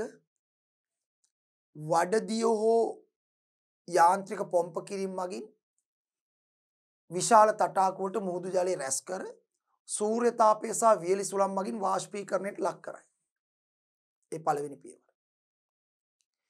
එහිදී ජලයේ වාෂ්ප වීම නිසා මුහුදු ජලයේ සාන්ද්‍රණය ආරම්භක මුහුදු ජලයේ සාන්ද්‍රණයෙන් දෙගුණයක් පමණ වන විට විශාල තටාක පතුලේ හුණු හෙවත් කැල්සියම් කාබනේට් අවක්ෂේප වේ. ඉන්පසුව මේ ද්‍රාවණය ද්විතීක තටාක වලට යවනු ලැබේ. එහිදීද සූර්ය තාපය සහ වියලි සුළං මගින් ජලයේ වාෂ්ප වීම නිසා තව තවත් ද්‍රාවණයේ සාන්ද්‍රණය වැඩි වී ආරම්භක මුහුදු ජලයේ සාන්ද්‍රණයෙන් 4 ගුණයක් පමණ වන විට ද්විතීක තටාක පතුලේ කැල්සියම් සල්ෆේට් එවත් ජිප්සම් අවක්ෂේප වේ. ඉන්පසුව මේ ද්‍රාවණය තෘතීක තටාක වලට යවා එහිදීද සූර්ය තාපය සහ වියලි සුළං මගින් තවදුරටත් ජලයේ වාෂ්පීකරණය කරයි. එහිදී ද්‍රාවණයේ සාන්ද්‍රණය තවදුරටත් වැඩි වී ආරම්භක මුහුදු ජලයේ සාන්ද්‍රණයෙන් 10 ගුණයක් වන විට සෝඩියම් ක්ලෝරයිඩ් එවත් ලුණු අවක්ෂේප වේ. ඔච්චරයි කෙටි. ඊට පස්සේ ඔක හොදන එක මෝරන්න තියෙන එක අපිට ඒවා කියන්න උවමනාවක් නැහැ. ලුණු ලේවායක සිදුවන ප්‍රධාන ක්‍රියාවලිය සැකවින් විස්තර කරන්න. ප්‍රධාන ක්‍රියාවලිය. ඔය විදිහට උත්තරේ ලියන්නයි ඕන. හරි. ඊළඟට ශ්‍රී ලංකාවේ සගන්ධ තෙල් නිස්සාරණයට යොදා ගන්නා ශාක දෙකක් නම් කර ඒවායින් වෙන් කර ගැනීමට යොදා ගන්නා ක්‍රම ඒවා වෙන් කර ගැනීමට යොදා ගන්නා ක්‍රම තුනක්. ශ්‍රී ලංකාවෙන් සගන්ධ තෙල් නිස්සාරණයට යොදා ගන්නා ශාක දෙක. ගොඩක් ලියන්න පුළුවන්. කුරුඳු, පැංගිරි, කරාබු. මොකද කරාබු නැට්ටෙන්නේ ගන්න. ඒතර කරාබු ගහෙන් තමයි ගන්නෙ. සඳුන් ගහෙන්. ශාක දෙකනේ නම් කරන්න කියන්නේ කුරුඳු, පැංගිරි, කරාබු, සඳුන්, පිච්ච, ගම්මිරිස් මේ ආදි වශයෙන්. සැවැන්දරා මේ ආදි වශයෙන්. ඊට පස්සේ මේකෙන් සගන්ධ තෙල් වෙන් කර ගැනීමට යොදා ගන්නා ක්‍රම තුනක්. කුමාලාසවණය, ද්‍රාවක නිස්සාරණය, තෙරපි. කුමාලාසවණය, ද්‍රාවක නිස්සාරණය, තෙරපි. ඔය තමයි ක්‍රම තුන. හරි ලේසි. ප්‍රශ්න වලට උත්තර මහා අමාරුවක් නෑ පේනවා. හුණුගල් රත්කර වියෝජනය වීමේදී සිදුවන ප්‍රතික්‍රියාව තුලිත රසායනික සමීකරණයකින් දක්වයි. හුණුගල් කියන්නේ කැල්සියම් කාබනේට් ඝන රත් කරලා වියෝජනය කරනකොට අපිට සෑදෙනවා කැල්සියම් ඔක්සයිඩ් ඝන සහ කාබන් ඩයොක්සයිඩ් වායුව. දැන් තුලිත කියන්නේ මේ ඊතලෙන් වම් පැත්තේ තියෙන පරමාණු ගානයි ඊතලෙන් දකුණු පැත්තේ තියෙන සමස්ත පරමාණු ගානයි සමාන වෙන්න ඕනේ. මේ පැත්තේ කැල්සියම් එකයි මේ පැත්තේ මෙතන විතරයි අතන කැල්සියම් නැහැ කැල්සියම් එකයි. කැල්සියම් එකට කැල්සියම් එක හරි. මේ පැත්තේ කාබන් එකයි මේ පැත්තේ මෙතන කාබන් නැහැ මෙතන කාබන් එකක් තියෙනවා. ඒතර කාබන් එකට කාබන් එක හරි. මේ පැත්තේ ඔක්සිජන් 3යි මෙතන ඔක්සිජන් 1යි මෙතන 2යි මේ පැත්තේ ඔක්සිජන් 3යි. ඉබේම තුලිතයි ප්‍රතික්‍රියාව. කුණුගල් වියෝජන ප්‍රතික්‍රියාව ලියනකොටම තුලිතයි. හරි right. සිමෙන්ති නිෂ්පාදනයට යොදා ගන්නා අමුද්‍රව්‍ය මොනවද? අපි දන්නවා සිමෙන්ති හදන්නේ මැටි සහ හුණු 3:1 අනුපාතයට අඹරලා හීනියට කුඩු කරලා ක්ලින්කර් හදලා ඒකට ජිප්සම් කලවම් කරලා. එහෙනම් හුණුගල් නිෂ්පාදනයේ අමුද්‍රව්‍ය 3යි. මැටි හුණු ගල් කියන්න පුළුවන් මැටි හුණු ගල් ජිප්සම්. ජිප්සම් මගින් කරන්නේ සිමෙන්ති සවිවීම ප්‍රමාද කිරීම කියලා අපි ඉගෙන ගත්තා. රබර් කිරි කැටි ගැසීමට යොදා ගන්නා අම්ලයක් නම් කරන්න. රබර් කිරි කැටි ගස්සන්නේ දුබල අම්ලයක් දාලා එක්කෝ ඇසිටික් අම්ලය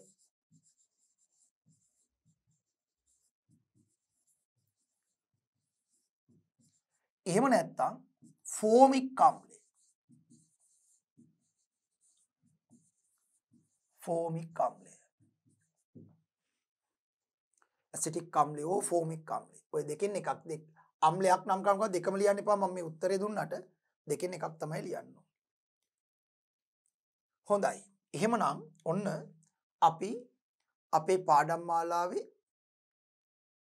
6 වෙනි පාඩම මූලික පිරිවෙනේ 5 වෙනි ශ්‍රේණියට අදාළ පාඩම් මාලාවේ 6 වෙනි පාඩම රසායනික කර්මාන්ත කියන පාඩම සාර්ථකව සාකච්ඡා කරලා ඒකේ තිබ්බ ප්‍රශ්න වලට ඉතා සාර්ථකව පිළිතුරු ඔබ වහන්සේලාට පේනවා දරුවන්ට පේනවා මේක හරිම ලේසි. මේක හරියට ඉගෙන ගත්තම විද්‍යාව කොහෙත්ම අමාරුවක් නැහැ. හරියට ඉගෙන ගත්තා නම් අහන ප්‍රශ්න ටිකට ලස්සනට උත්තර ලියන්න පුළුවන්. මම හැමදාමත් කියන්නේ ඒකයි. ඉතින් ස්වාමීන් වහන්සේලා මේ දරුවෝ මේ පාඩම් හොඳින් පාඩම් කරන්න නැවත නැවත පාඩම් කරන්න මේකේ තියෙන දේ තමයි අමතක වෙනවා. ඒ නැවත නැවත තර්කානුකූලව මතක තබා ගනිමින් පාඩම් කරන්න.